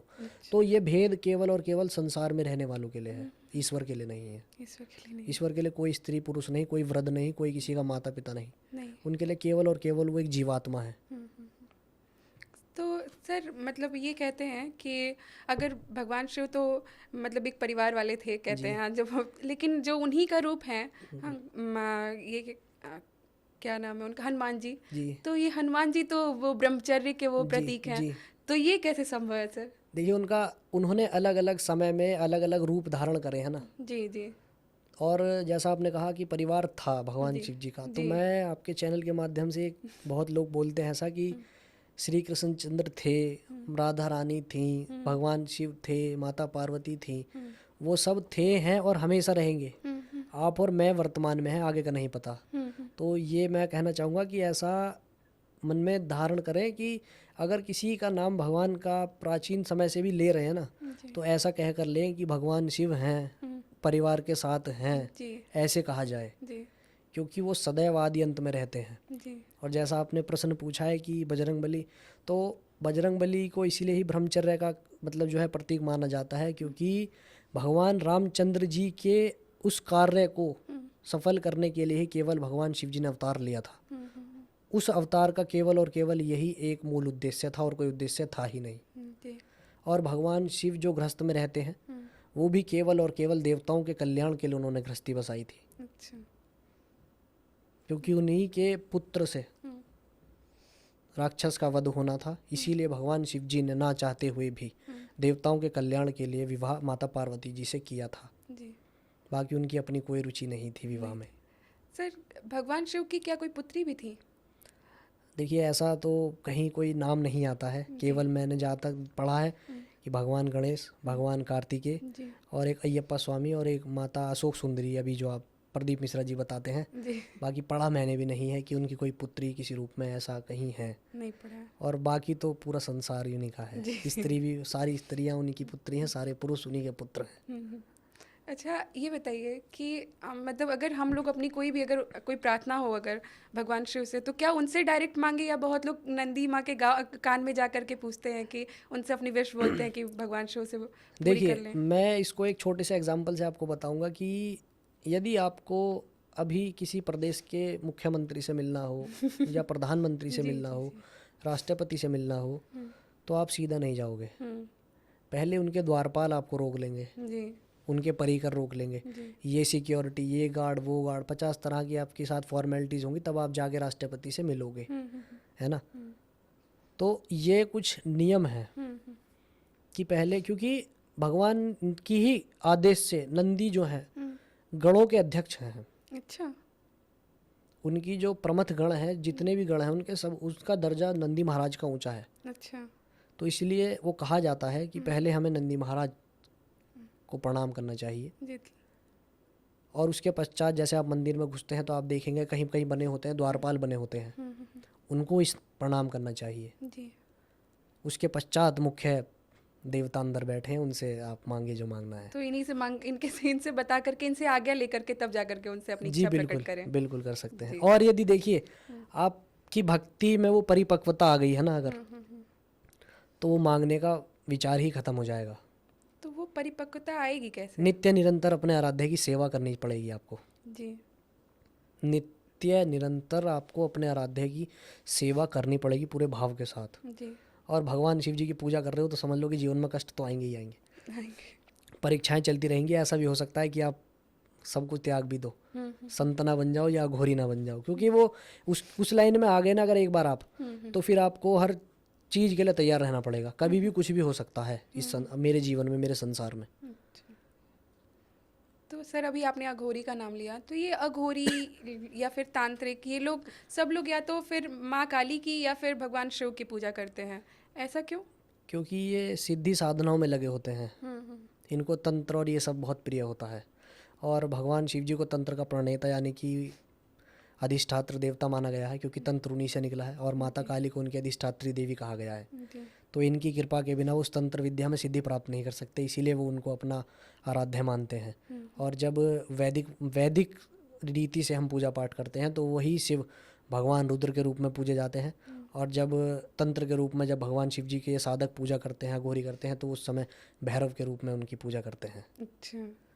क्योंकि वो तंत्र के प्रणेता हैं, तंत्र उन्हीं से निकला है, तंत्र के माता पिता हैं वो, उन्हीं के श्री चरणों में ये सारी अष्ट सिद्धियाँ नौ निधियाँ सब खेलती हैं। सारी जितनी भी सिद्धियाँ हैं सब भगवान शिव जी के आगे पीछे, सब तंत्र मंत्र जितना भी है ना, सब कुछ ये भूत प्रेत पिशाच जितनी भी सब नकारात्मक शक्तियाँ भगवान शिव अपने साथ लिए चलते हैं। जी।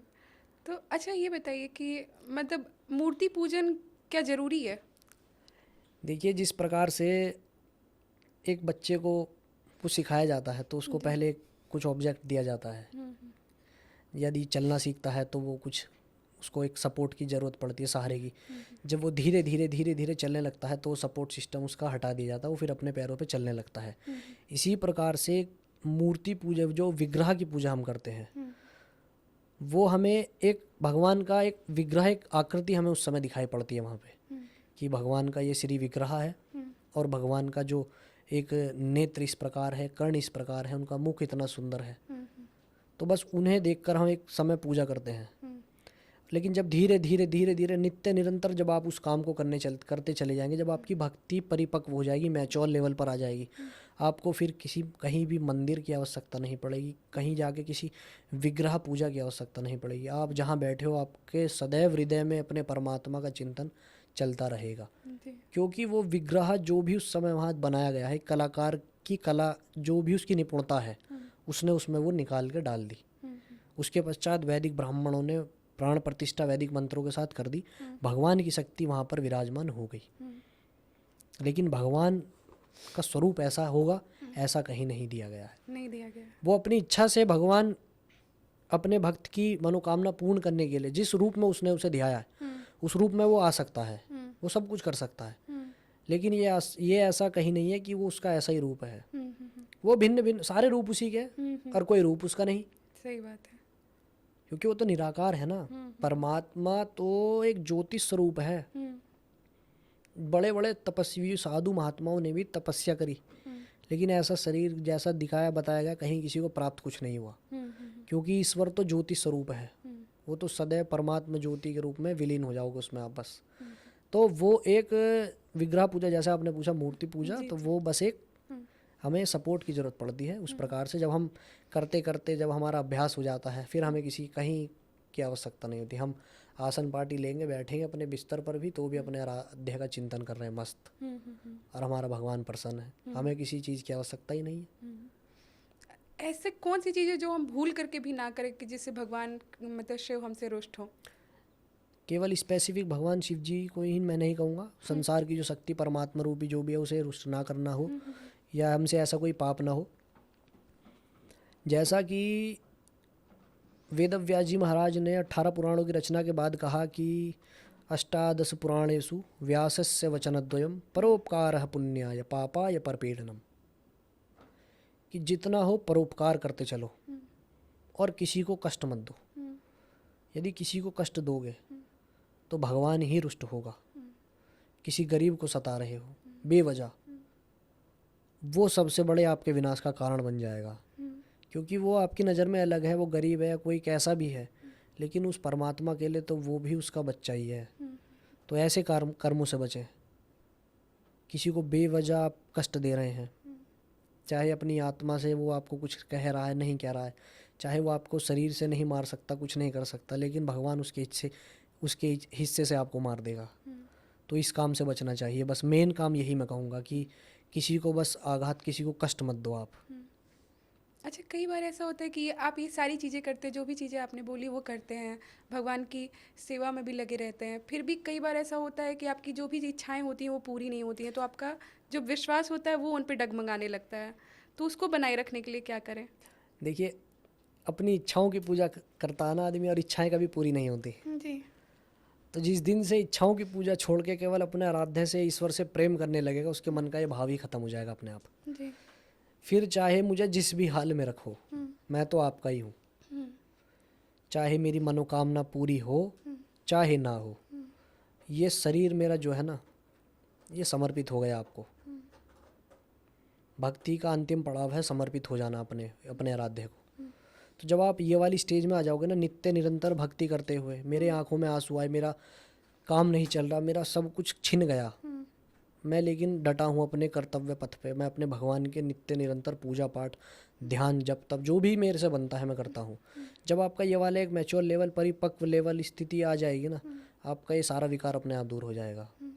बट कई बार ऐसा होता है कि आप अपने लिए नहीं, लेकिन अपने परिजनों को इस हाल में देखते हैं, तो आप एक बात बताइए कि परिजन वो आपके लिए ही तो है, लेकिन जिस परिजन को पैदा करने वाला भगवान है, उनकी व्यवस्था तो वो देखेगा। कोई ये सोचता है कि मैं कमा रहा हूँ तो मेरा घर चल रहा है, आप ऐसा बिल्कुल मत सोचिए, चलाने वाला वो है। तो ये सब तो ये मैंने कहा ना कि ये मोह बंधन जो है ना, ये ऐसा सोचने पे हमें मजबूर कर देते हैं भौतिक जगत में रह रहे हैं हम, क्योंकि वो एक स्वाभाविकता है मानव का सोचना। उसका कोई भी मतलब, उसका उपाय केवल यही है कि नित्य निरंतर अपने भगवान की सेवा पूजा की जाए, कुछ भी हो जाए, बुरे से बुरे दिन देखने को मिल जाए, मृत्यु भी होती है ना, घर परिवार में लोग चले जाते हैं, तो उसके पश्चात अगर आप सोचो कि मेरे ये मर गए, मेरा भाई मर गया, मेरे पिता मर गए, मेरी माता मर गई, मैं पूजूंगा नहीं, तू कैसा भगवान है? अरे भगवान तो एक दिन तुझे भी उठाएगा, फिर तू किससे जाकर शिकायत करेगा भाई? तो ये तो एक नियम है ना, मृत्यु तो एक अपरिहार्य अवस्था है, आज नहीं तो कल सबको आएगी। तो ऐसे भाव ही क्यों लाने कि मेरा ये काम नहीं हुआ तो मैं पूजूंगा नहीं? अगर ऐसा भाव आ रहा है तो ये समझिए कि आप भक्ति नहीं कर रहे, आप अपने स्वार्थ की भक्ति कर रहे हैं, अपने ईश्वर की नहीं। जब आप अपने ईश्वर की भक्ति करेंगे ना, तब आपके पग में चाहे कांटे आए, आप निरंतर बढ़ते चलेंगे। भक्त ध्रुव की कहानी इसमें सबसे ऊंची है। भगवान नारायण को प्राप्त करना था उन्हें, लेकिन उनके पग पग में कांटे आए। भगवान नारायण को उन्हें प्राप्त करना था, उनके दर्शन पाने थे, और जंगलों में भटके। फिर भगवान नारायण की इच्छा से नारद मुनि जो है उनका मार्गदर्शन करने आए, और नारद मुनि महाराज ने कहा कि आप कहाँ किन के दर्शन कर रहे हो? कि मुझे नारायण के दर्शन करने हैं, मुझे उनसे प्रश्न करना है, मैं हठी हो गया हूँ। वो हठी हो गए थे उस समय। तो उनके मन में ये था कि वो भगवान नारायण के दर्शन करने, उनसे मिलना है। तो भगवान नारद मुनि ने उनको ये समझाया कि भगवान नारायण का दर्शन वैकुंठ में होता है, और वैकुंठ में कोई सह शरीर नहीं जा सकता। तो भगवत ध्रुव जो थे उन्होंने कहा कि ठीक है, मैं नहीं जा सकता सह शरीर, लेकिन नारायण तो मेरे से मिलने आ सकते हैं, भगवान नारायण को आना होगा। तो क्यों ऐसा क्यों था उनके साथ में? उन्होंने उस समय कष्ट नहीं देखे, क्योंकि वो किसी मनोकामना पूर्ति के लिए भगवान नारायण की भक्ति में भूखे नहीं थे, वो भगवान नारायण के ही लिए भूखे थे।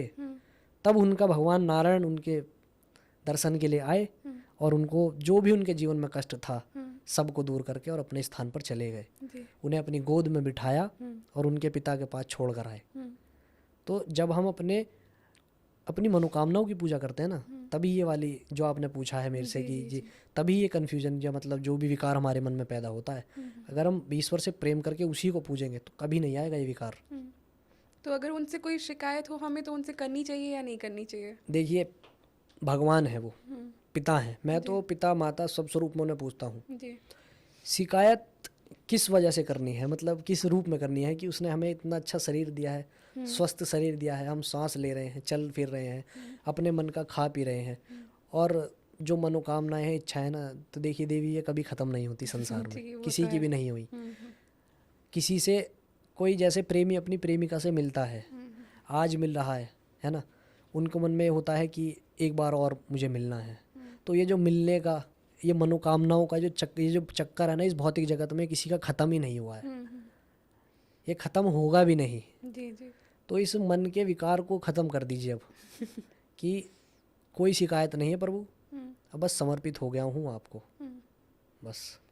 तो एक ऐसी विधि बताइए जिससे मतलब हम उनको पा सकें, या उनकी पूजा हम सही तरीके से कर सकें, एक ऐसी कोई चीज़। भगवान श्री कृष्ण चंद्र जी ने अर्जुन को बताया था कि भगवत गीता में है 18वें अध्याय का 66वां श्लोक है, आई थिंक ये, कि सर्वधर्मान परित्यज्य मामेकं शरणं व्रज अहम त्वं सर्व पापेभ्यो मोक्षयिष्यामि मा शुचः, सभी धर्मों का त्याग कर दो, निर्भय होकर मेरी शरण ग्रहण करो, मैं तुम्हें हर प्रकार के पाप से मुक्त कर दूंगा, बस बात खत्म। ये सार है हर प्रकार का। परिपक्व लेवल जब आपका आ जाएगा ना, सारे विकार सब कुछ खत्म हो जाएगा, सारा कर्म कांड सब खत्म हो जाएगा जब शरणागति ईश्वर की हो जाएगी। तो बस आपके प्रश्न का यही उत्तर है, शरणागति ले लो भगवान की। जी। पुण्य हो पाप हो कुछ भी हो, मेरे से जो हो रहा है मैं देखूंगा ही नहीं फिर अब। उसका ये मतलब नहीं कि पाप ही करता रहूं, शरण ले ली तो। अपनी बुद्धि को अच्छी तरह से इस्तेमाल करते हुए, सत्कर्मों में लगाते हुए, उसके पश्चात अगर कुछ बन रहा है, प्रभु मैं तो समर्पित हो गया हूँ आपके पूरे भाव के साथ। बस अर्जुन को भी भगवान श्री कृष्ण ने इस श्लोक के माध्यम से यही उपदेश दिया था कि इस युद्ध को लड़ो, धर्म युद्ध को लड़ो, लेकिन मेरी शरण में रहते हुए। बस हो गई विजय उनकी और मोक्ष भी मिल गया, बात खत्म। ऐसे ही आपको और मुझे भी मिल जाएगा। जी, मतलब कुछ भी करो, बस ध्यान लगा लो उनका, चिंतन कर लो उनका नित्य। मतलब 24 घंटे के समय में 1 सेकंड का, 1 मिनट का है तो समय सभी के पास होगा। जी जी जी, चिंतन कर लो अपने परमात्मा का, वो तो प्रसन्न है। उतने में ही। ये 56 भोग लगाना, ये सब करना, ये आप और मैं ही तो करते हैं। जी 56 भोग दुनिया लगाती है कि उसमें से पहले ही लोग चूज कर लेते हैं, काजू कतली मैं खाऊंगा, डोडा स्वीट्स मैं खाऊंगा, ये मैं खाऊंगा, ये मैं खाऊंगा।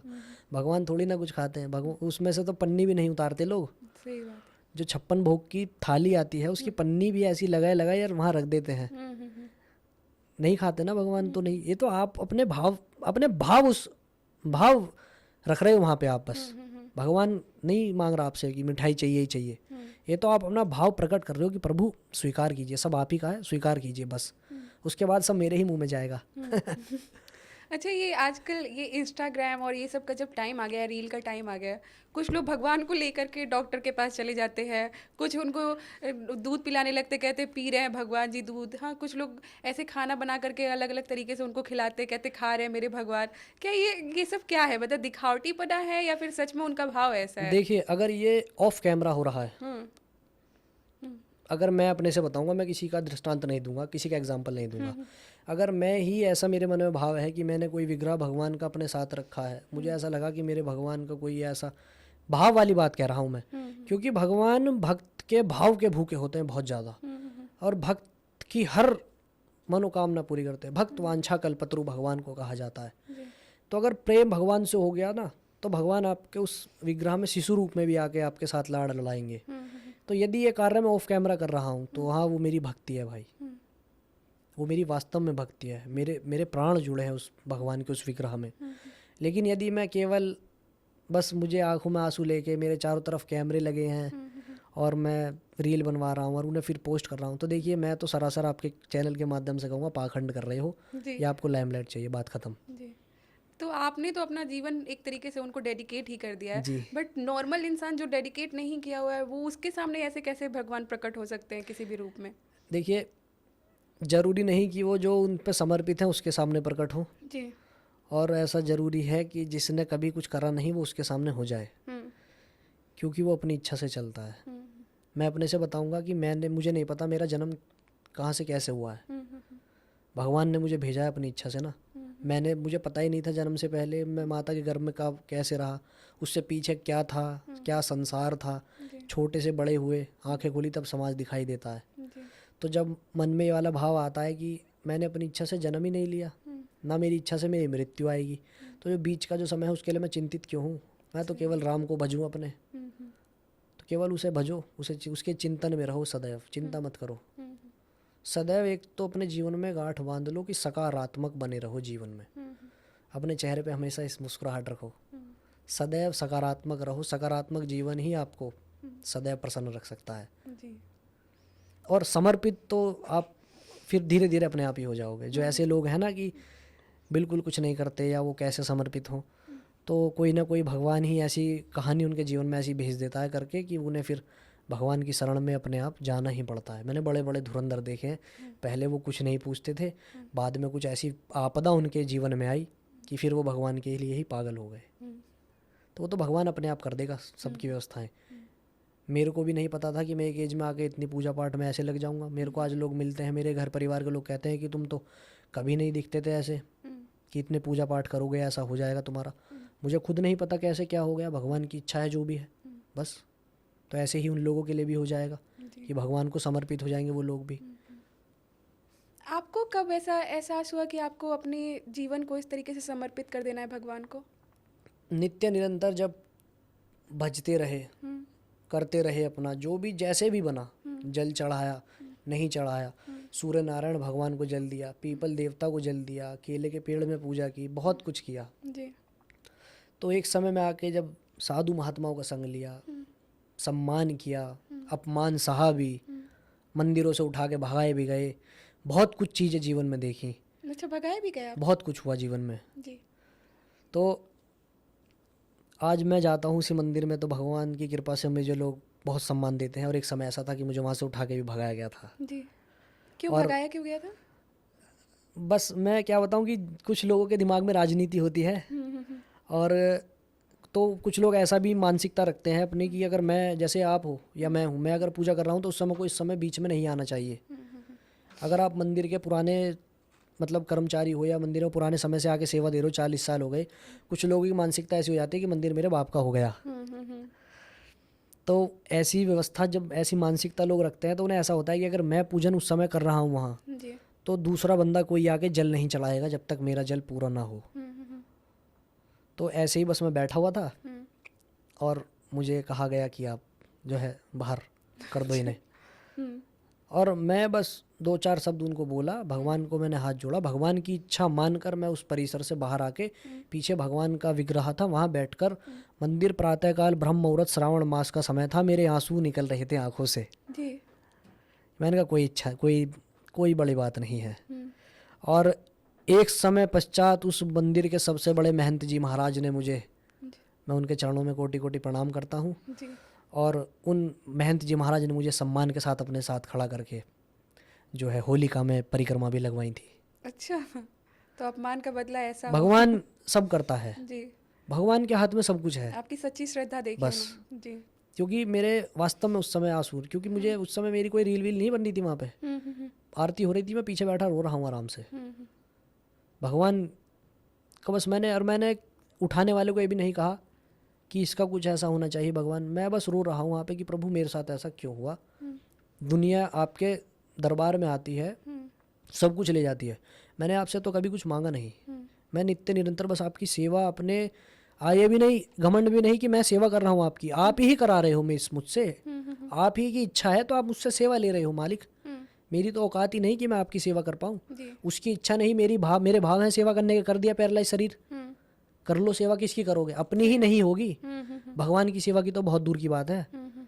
उसकी इच्छा है, सेवा हो रही है, तो बस उसी की इच्छा थी, आंसू निकले, उसी की इच्छा थी, मेरा सम्मान भी बढ़ गया एक समय में। तो मतलब जैसे आपने ये मतलब बचपन से ही ऐसा अटायर लिए थे? नहीं, बचपन से तो नहीं मैं कहूँगा, बस कि करते करते करते करते करते करते बस सार पकड़ में आ गया है अब। तो अब उस उम्र भी इतनी नहीं है, लेकिन बुद्धि से उस उम्र के ऐसे पड़ाव पे हूँ कि बस अब सब कुछ समझ में आ गया है। जीवन क्या है, जीवन का जो सार है वो यही है, परमात्मा है बस, कुछ भी नहीं है जीवन में। बहुत लोगों ने हमसे पहले पैसे कमाए हैं, नेम फेम कमाया है, सब कुछ मिला है, लेकिन इस वही वाली बात है, इस शरीर का अंतिम सत्य है केवल और केवल भस्म, राख। तो ज़्यादा विचार में करता नहीं, जो जैसा चल रहा है सुकून के, संतुष्टि के साथ प्रसन्नचित होकर मैं अपने जीवन को जीता हूँ बस। और ये केवल भगवान की भक्ति का ही प्रभाव मेरे ऊपर है, और कोई मेरी औकात नहीं है। प्रभाव तो बहुत दिखता है, बहुत ही तेज है आपके फेस पे। सब भगवान की भक्ति का, और मेरा अपना कुछ भी नहीं अच्छा, है। कोई स्किन केयर नहीं है? कुछ भी नहीं है, स्किन केयर क्या करना है। क्योंकि अलग से ही आपका फेस ग्लो कर रहा है, तो वो भगवान की श्रद्धा से ही है। भगवान की कृपा होती है बस, और कुछ नहीं। भगवान की जब सच्ची श्रद्धा भाव के साथ आप पूजा करते हैं तो भगवान का ही तेज आपको उस रूप में प्राप्त हो जाता है जी। बस। तो अच्छा, कई लोग जैसे आपके ये अटायर है, इसको देख करके हंसते भी होंगे, इस पे बहुत सारी चीज़ें भी बोलते होंगे, पाखंड भी बोलते होंगे इसको। सब कुछ बोलते हैं, मुझे बहरूपिया कहा जाता है, मुझे पाखंडी कहा जाता है, मुझे बहुत कुछ कहा जाता है, मेरे घर परिवार के लोग भी कह देते हैं कभी कुछ मजाक में कुछ भी, लेकिन मैं बिल्कुल भी उस चीज़ से ना विचलित होता हूँ, ना मुझ पर प्रभाव पड़ता है, क्योंकि मैं उनको दिखाने के लिए नहीं कर रहा ये सब। मुझे रुच रहा है, मुझे अच्छा लग रहा है, मैं अपने मन का कर रहा हूँ।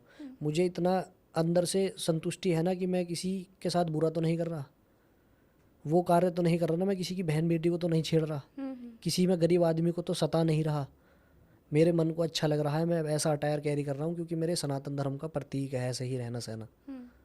अब किसी को मुझे पसंद करना हो ना करना हो मुझे फ़र्क ही नहीं पड़ता, मैं अपने मन से जीवन को जी रहा हूँ जी।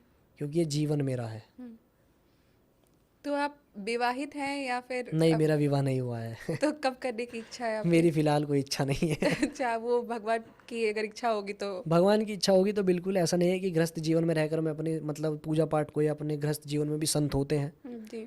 अपने धर्म पत्नी के साथ रहकर धर्म करते हैं और हर प्रकार का अच्छा कार्य, सेवा, भगवान की सेवा, संतों की सेवा, ब्राह्मणों की सेवा, सब कुछ कर सकते हैं। उसके लिए ज़रूरी नहीं कि आपको किसी चीज़ का त्याग करना पड़ेगा।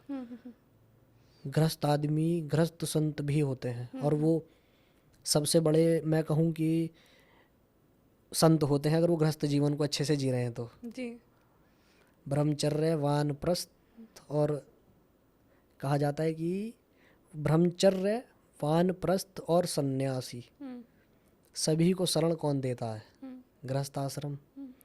अब मैं ही हूँ, अगर मुझे किसी साधु महात्मा की सेवा करनी हो या कोई और गृहस्थ में एक ऐसा आदमी हो कि जिसे भगवान के स्वरूप संत की सेवा करनी हो, तो वो कैसे करेगा? उसके पास अर्थ होना चाहिए, धन की व्यवस्था हो, उसकी सहभागिनी, उसकी धर्मपत्नी उसके साथ सेवा करे, भोजन बनाए, वो साधु महात्मा को भोजन कराए, उसके घर पे आए हैं या द्वार पर मांग रहे हैं, भिक्षा मांग रहे हैं, तो 2 रोटी दे, कहाँ से देगा? अपनी सहभागिनी जो उसकी बनाकर देगी वही देगा। तो उस दृष्टि से गृहस्थ आश्रम बहुत स्वर्ग है।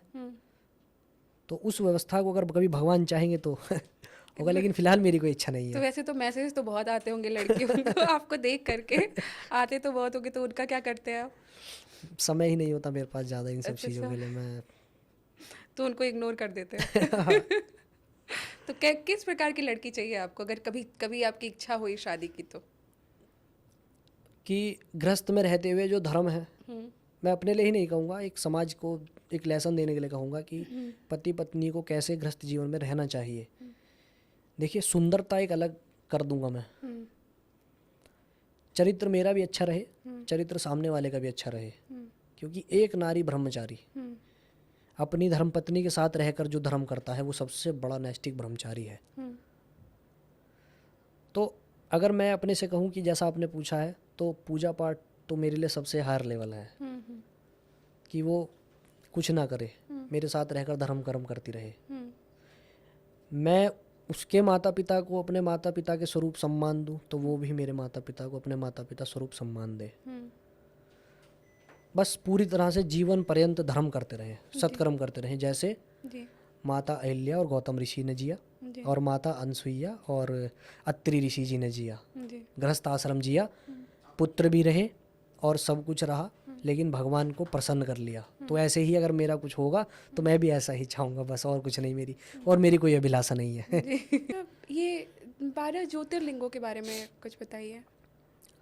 12 ज्योतिर्लिंगों में, अलग अलग ज्योतिर्लिंग में भगवान शिव ही माता पार्वती जी के साथ अपनी शक्ति स्वरूप में विराजमान है। जी।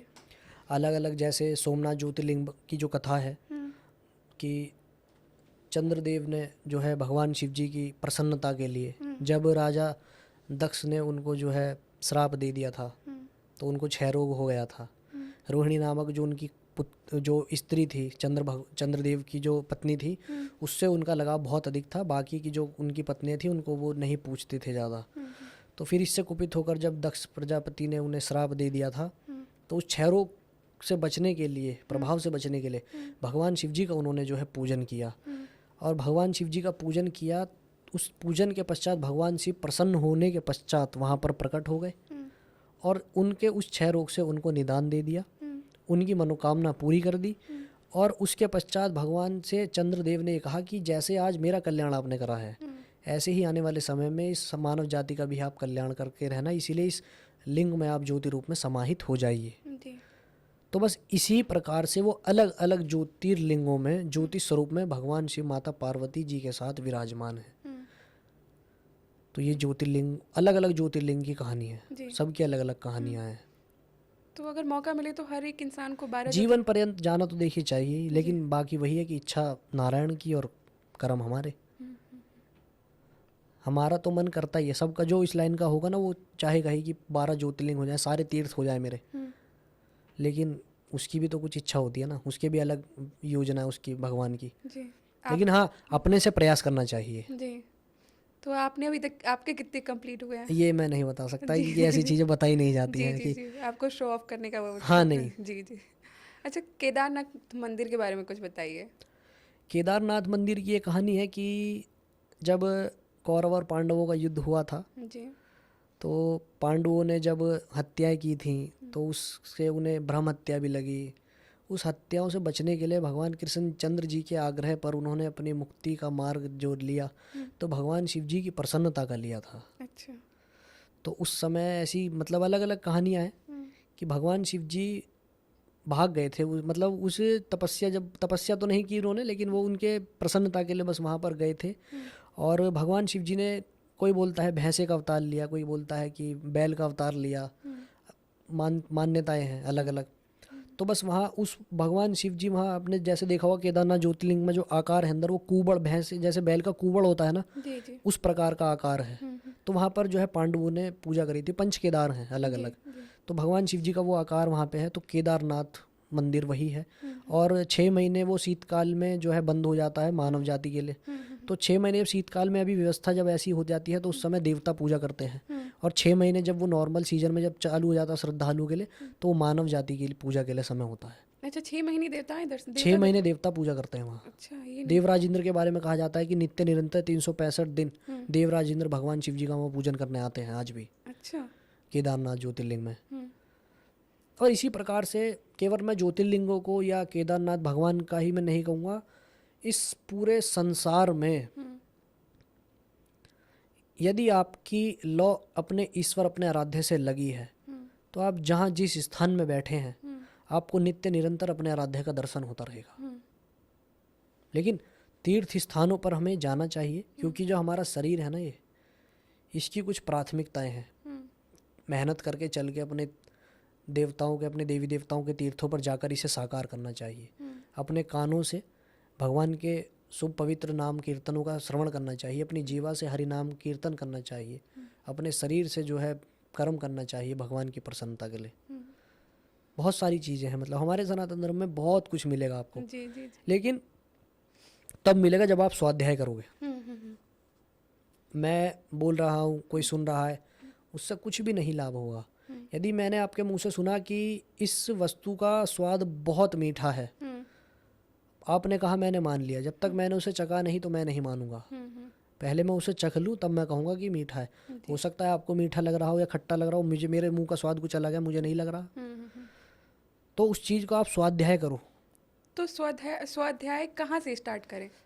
18 पुराण हैं हमारे, कोई भी एक पुराण उठाइए, गीता जी उठाइए, श्रीमद् भागवत उठाइए, जी। खुद से स्वाध्याय कीजिए ना। जी। जरूरी है किसी पंडाल में जाकर सुनना, यूट्यूब पर सुनना? नहीं। घर में अपने 1 घंटे, आधे घंटे का समय, 5 मिनट का समय, गीता जी का एक श्लोक नित्य पढ़िए, उसका हिंदी में पढ़ लीजिए। रामायण पढ़िए, सुंदरकांड है, बहुत कुछ है, इतना कुछ है, फिर भी भाग रहे हैं इधर उधर। जी क्या मिल रहा है? जी। भटक रहा है जीव बस, और कुछ भी नहीं है। भटकने के सिवा कुछ भी नहीं है ये। अपने एक स्थान का चयन कर लो, आधे घंटे यहाँ बैठ के पूजा करनी है, स्थान पे बैठ के अपना जो है शिव महापुराण बैठ के पढ़ना है। अच्छा, ये बताइए कि जैसे इतने देवी देवता हैं हमारे, जी। हाँ, तो हम किसको अपना आराध्य माने? देखिए, इसका चयन कैसे करें? सबसे पहली बात तो आराध्य खुद हमें चुन लेते हैं। जी फिर भी यदि हमें किसी उस आराध्य के किसी एक स्वरूप को बहुत हमें अच्छा लगता है, किसी को कृष्णचंद्र महाराज लग रहे हैं, किसी को रामचंद्र लग रहे हैं, किसी को शिव जी लग रहे हैं, तो उस स्वरूप की नित्य पूजा आप करो पहले तो बस, क्योंकि वो ही आपको चुनेगा। और हर एक इंसान की बुद्धि काम करती है और उसे कोई ना कोई स्वरूप भगवान का या देवी देवता का अच्छा उसे अपने आप लगेगा। तो उस एक की नित्य पूजा तरीके से करो आप, क्योंकि एक साधे सब सधे और सब साधे सब जाएं। सबको पूजोगे सब चले जाएंगे। किसी एक को अच्छे तरीके से पूजो और बाकी जितने स्वरूप हैं सबका हाथ जोड़ के मस्तक झुका के सम्मान करो। जी जैसे घर में माता पिता होते हैं, पिता का दर्जा सबसे ऊंचा होता है ना, जी। और पिता के पश्चात उनके भाई हैं, चाचा हैं, ताऊ हैं, लेकिन वो मेरे पिता के समान तो नहीं होंगे ना, नहीं नहीं।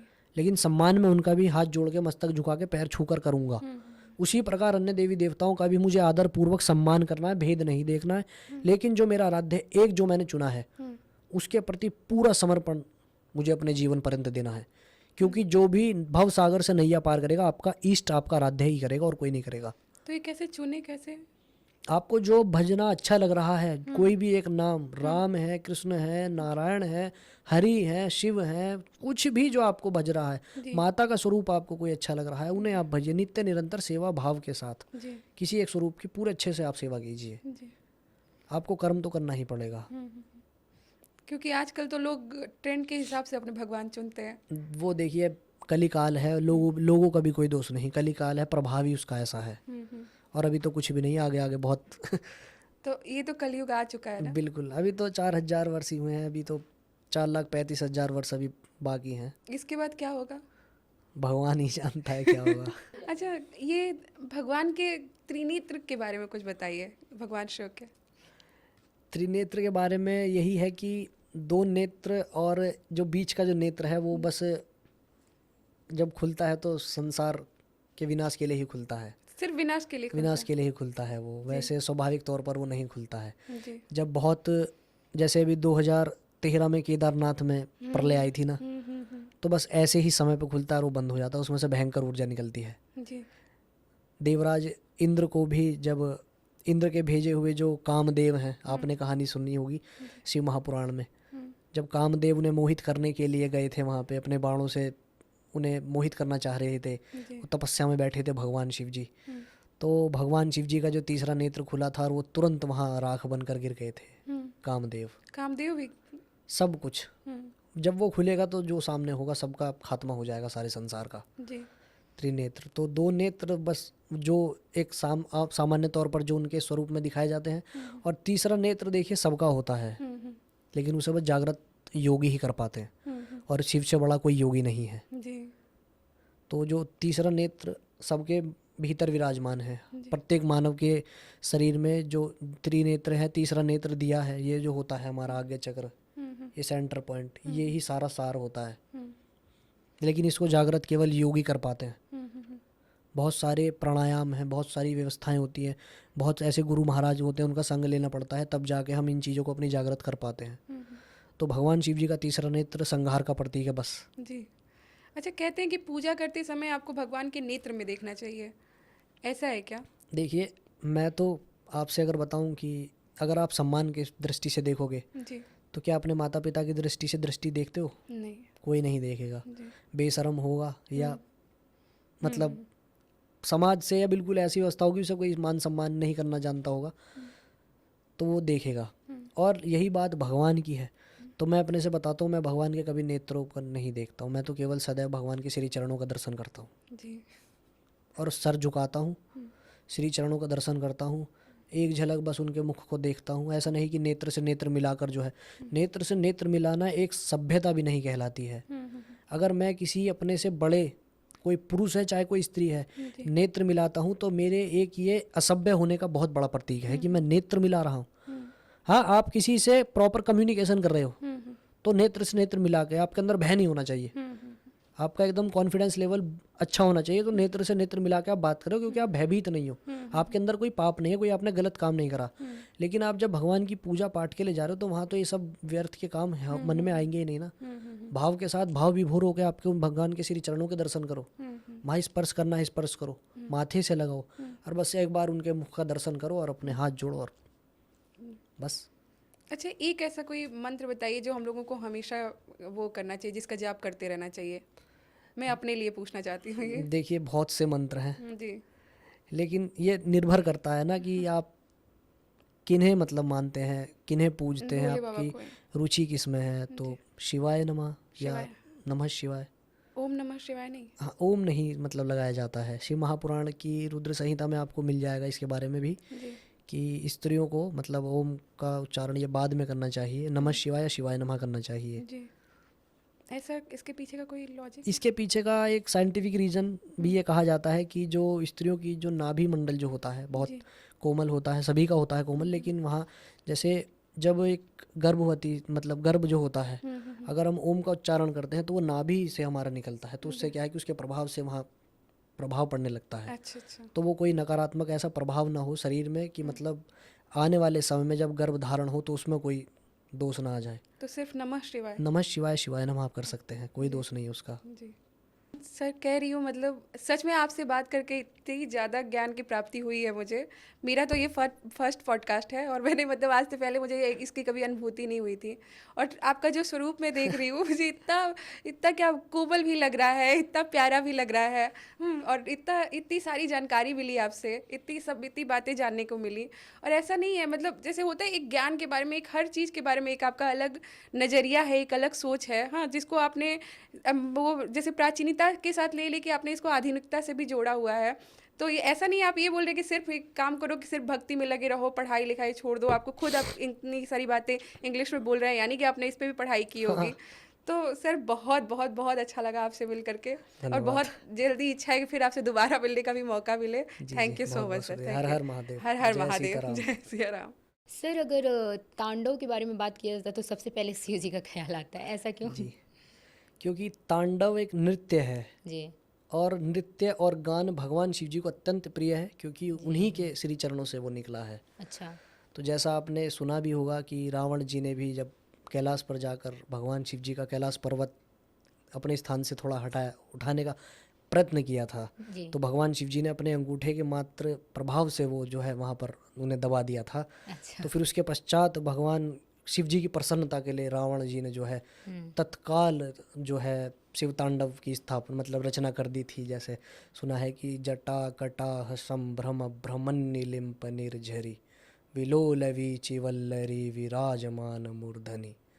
तो ये पूरा तांडव स्तोत्र भगवान शिव जी की प्रसन्नता के लिए उन्होंने तत्काल रच दिया था। अच्छा। तो इसलिए भगवान शिव जी को नृत्य का और गान का बहुत प्रिय माना जाता है, और उनकी प्रसन्नता के लिए तो जहाँ ये तांडव की बात आती है तो वहाँ भगवान शिव जी को ही याद किया जाता है, क्योंकि वो एक नृत्य का ही स्वरूप है। अच्छा। और सर ये रुद्राक्ष की जो माला होती है वो कहते हैं कि मुझे एक कॉन्सेप्ट नहीं समझ में आता है सर, कि अगर कुछ लोग कृष्ण जी को मानते हैं तो वो कहते हैं कि तुलसी की माला पहनना चाहिए, कुछ लोग कहते हैं कि जो शिव भगवान को मानते हैं वो कहते हैं रुद्राक्ष पहनना चाहिए। इसके पीछे वो लोग तो नहीं चुने होंगे ना कि मेरे लिए ये माला पहनो ये पहनो, इसके पीछे की क्या वजह है? देखिए, रुद्राक्ष को कोई भी पहन सकता है पहली बात तो। अच्छा। और श्री महापुराण की विद्येश्वर संहिता और गीता जी में भी लिखा है कि सर्वाश्रमाणाम वर्णानाम रुद्राक्षाणाम च धारणम अच्छा। कर्तव्यम मंत्रतः प्रोक्तम द्विजानाम नान्य वर्णिनाम। कि किसी भी वर्ण का कोई भी व्यक्ति, कोई भी पुरुष, कोई भी स्त्री, कोई भी बच्चा, जी। किसी भी जाति का हो, वो रुद्राक्ष को धारण कर सकता है। बस केवल हमें उन नियमों को पालन करना चाहिए जो उनके निमित्त दिए गए हैं। जैसे हमें पवित्र रहना चाहिए, मदिरा पान, नॉनवेज ये सब खाना, असत्य बोलना, गलत कामों में लगे रहना, ये सब कार्य हमें नहीं करने चाहिए। निद्रा, जब हम स्वप्न में जाते हैं या सोने चले जाते हैं, निद्रा के समय में हमें उतार देना चाहिए, क्योंकि ऐसी अवस्था में हमारा शरीर निस्तेज हो जाता है। लघु शंका, दीर्घ शंका, जब हम जाते हैं वॉशरूम करने जाते हैं तब हमें उतार देना चाहिए, क्योंकि उस समय हमारा शरीर अपवित्र होता है। रुद्राक्ष पवित्र है, पवित्र कभी नहीं होता, वो तो हमारा शरीर अपवित्र हो जाता है। तो इसलिए हमें पहले अपने आप को आचमन करके पवित्रीकरण कर जो है पवित्र करना चाहिए, उसके पश्चात पुनः अपने शरीर में धारण कर लेना चाहिए। और जो लोग नॉनवेज खाते हैं वो कहते हैं कि खाते समय उतार दो फिर पहन लो, ऐसा क्या है? ये बेवजह की बातें हैं, ये तो बस मिथ्या भाषण है और प्रपंच है और कुछ भी नहीं है। अच्छा, वो बिल्कुल अलाउड ऐसा नहीं है नहीं ऐसा? नहीं नहीं, ऐसा कहीं नहीं दिया। ये आपको अच्छा लग रहा है, बस आपके मन का भाव है जी। ना, इससे समाज को कोई प्रभाव पड़ेगा ना भगवान को। आप ऐसा कर रहे हो तो उसका प्रभाव आप ही को मिलेगा, किसी और को नहीं मिलेगा। कि आज नॉनवेज खा रहे हैं, शराब पी रहे हैं तो उतार दिया, और उसके पश्चात अगले दिन फिर पहन लिया और फिर बाबा बन गए। और ये भी कहते हैं कि शिव जी पे जैसे बेलपत्र चढ़ाते हैं, कुछ लोग कहते हैं हनी चढ़ाया करो, बहुत कुछ चढ़ाने का उनका रीति रिवाज होता है। लेकिन हम तो ये जानते हैं कि भोले भगवान तो एक लोटे जल में खुश हो जाते हैं। तो देखिए, अब जैसा भी आजकल एक कोट बना है कि एक लोटा जल सभी समस्याओं का हल, सुना होगा आपने, है ना? जी जी। मैं मानता हूँ कि वो एक लोटा जल पूरे भाव के साथ हो, जी। लेकिन आपके मन में किसी प्रकार का किसी के लिए भी कोई छल ना हो, तभी वो एक लोटा जल आपके कल्याण का माध्यम बनेगा, अन्यथा नहीं बनेगा। एक लोटा जल सारी समस्याओं का हल, लेकिन आपके मन में छल जी। कोई लाभ नहीं देगा आपको। पहले सबको खत्म कर दो, अपने छल को शरीर से खत्म कर दो, जी। कपट को, प्रपंच को खत्म कर दो, भाव ले आओ भक्ति वाला, तब एक लोटा करेगा काम। और सर कहते हैं बहुत लोग कि दूध चढ़ाने की बात होती है, तो इसमें कुछ लोग इसके पक्ष में रहते हैं कि दूध चढ़ाएंगे तो इतना दूध वेस्ट होगा, तो वो बच्चों को पिला लो। इस पे कई मूवी वूवी भी बनी हैं चीज़ों पे, तो आपको क्या लगता है? और बहुत लोग ऐसे होते हैं जो पंडित लोग जो स्पिरिचुअली बहुत इन्वॉल्व रहते हैं, वो कहते हैं कि आप भगवान को अगर 1 लोटा जल नहीं दे सकते, मतलब 1 लोटा मतलब दूध जो होता है नहीं चढ़ा सकते, तो क्या चढ़ा सकते? तो आपकी नज़र में वो दूध बच्चों को पिला देना सही है या शिवलिंग पे चढ़ाना सही है? देखिए, वो बच्चों के लिए अगर आप बात जो भी ऐसी बात करते हैं, मानसिकता रखते हैं कि बच्चों को पिलाना चाहिए या हाँ। गरीबों को देना जी चाहिए, जी जी। तो वो गरीब या वो बच्चे केवल भौतिक जगत के लिए हैं। भगवान के लिए सब बराबर है, पहली बात बराबर है। तो जब हम शिवलिंग पर चढ़ाते हैं ना, तो आप देखना जिस जलहरी से सोमसूत्र होता है ना, जी जी सोमसूत्र बोलते हैं जो जलहरी जहाँ से वो जल जी। बाहर जाता है, तो उस स्थान पर देखना बहुत से कीड़े भी होते हैं छोटे छोटे। जी। उनका भी भरण पोषण कौन करेगा? हाँ। ना मैं करूँगा ना आप करेंगे, ना और कोई करेगा, वो सत्तावान करेगा। तो उसी का बनाया हुआ एक चक्र है कि उसका भरण पोषण जो उस स्थान में जो सोमसूत्र में जलहरी जो उसमें जल जहाँ से बाहर जा रहा है, वहाँ भी तो बहुत से कीट रह रहे हैं। उन्हें आप और मैं क्या रोटी देने जा रहे हैं? नहीं। तो उन्हें जो भी उस समय शिवलिंग पर दूध दही शर्करा जो कुछ चढ़ रहा है, वो उनका तो भोजन वो है। उसे भगवान थोड़ी ग्रहण कर रहे हैं। भगवान तो आपके भाव लेकर आपको दे दिया जो देना है। उसके पश्चात जो वो भौतिक सामग्री जो आपने चढ़ाई है, वो तो जीवों के काम आ रही है। प्रसाद है वो बट जा रहा है लोगों में। जो वहाँ का उस समय वो चढ़ाया आपने जो कुछ भी, वो जलहरी से निकल के उन जीवों में चला गया, बट गया, सब बात खत्म हो गई भाई। उसमें भी सर लोग बहुत क्वेश्चन कर देंगे, यही करना है तो 1 लोटा अब दूध देखिए, उठाओ और रख दो, मैंने उसमें आपसे क्या चींटियां कहा आके जो कि कुछ। जब अपनी अपनी बुद्धि है पहली बात तो, और अज्ञानता की बात है केवल ये, और हमारे बात है। सनातन धर्म को कुछ लोगों का बस ये है कि नीचे करना है। उन्हें कुछ ना कुछ माध्यम चाहिए कि ये दूध चढ़ा रहे हैं, पत्थर को पूज रहे हैं, ये कर रहे हैं, वो कर रहे हैं। तो मैं तो केवल एक चीज़ उन लोगों से कहना चाहता हूँ जो लोग दूध चढ़ाते हैं, भाई अपने आप को मेहनत करके इतना कैपेबल भी करो कि अगर 1 किलो भी चढ़ा रहे हो तो 1 किलो वहाँ भी चढ़ाओ, और 1 किलो आपको लग रहा है किसी गरीब को देना चाहिए, उसे भी दे आओ। ये बहुत अच्छी बात बोली सर आपने। दोनों काम करो ना, कितने रुपए का आएगा? सही बात है। डेली थोड़ी ना दे रहे हो, डेली तो शिवलिंग पर भी नहीं चढ़ा रहे। कोई 40 पकड़ लिया तब किसी ने बोल दिया कि 40 दिन तक चढ़ाओ, उसके बाद नहीं चढ़ाओगे, कोई 16 सोमवार चढ़ाता है ना? बस। तो 1 दिन चढ़ा दो, और आपके पास 1 किलो की व्यवस्था है, आधा किलो चढ़ा दो, 1 लोटा चढ़ा दो, थोड़ा बचा है किसी गरीब को आपको लग रहा है कि बहुत जरूरत है, उसको वहां दे दो। और आपको लग रहा है कि शिवलिंग पर चढ़ाने से ज्यादा उसको उस समय तत्काल आवश्यकता है, तो उसे ही उस समय शिवमय समझ के, शिव का स्वरूप समझ के, भगवान का उस समय वहां पे इच्छा समझ के, वो धर्म समझ के वहां पर उसे दे आओ। वही तुम्हारा धर्म है। धारयति इति धर्मः, जो धारण करने योग्य है वही धर्म है। आपको उस समय ऐसा लगा कि वो धारण करने योग्य है, उसको आवश्यकता है मेरे करे हुए परोपकार की, तो मैं कर दूंगा, बात खत्म। उसमें कोई ना राजनीति करनी है, ना धर्म को ऊंचा नीचा दिखाने वाली बात है। और जो लोग सुनते हैं वो भ्रमित होते हैं, मैं सुनता ही नहीं किसी की। मुझे चढ़ाना है तो मैं जो चढ़ाना है चढ़ा दूंगा। अगर मुझे लग रहा है कि चढ़ाने से ज्यादा किसी गरीब को उस समय वहां वर्तमान समय में आवश्यकता है, तो मैं उसे दे आऊंगा। मुझसे आगे 4 लोग गए हैं ना, उन्होंने चढ़ा दिया होगा, सोमसूत्र में जलहरी में जो कीट है उनका भोजन हो गया पूरा। लेकिन इस गरीब को 4 लोग लेकर बिना दे चले गए, तो मैं ही दे देता हूँ, बात खत्म हो गई इतनी सी भाई।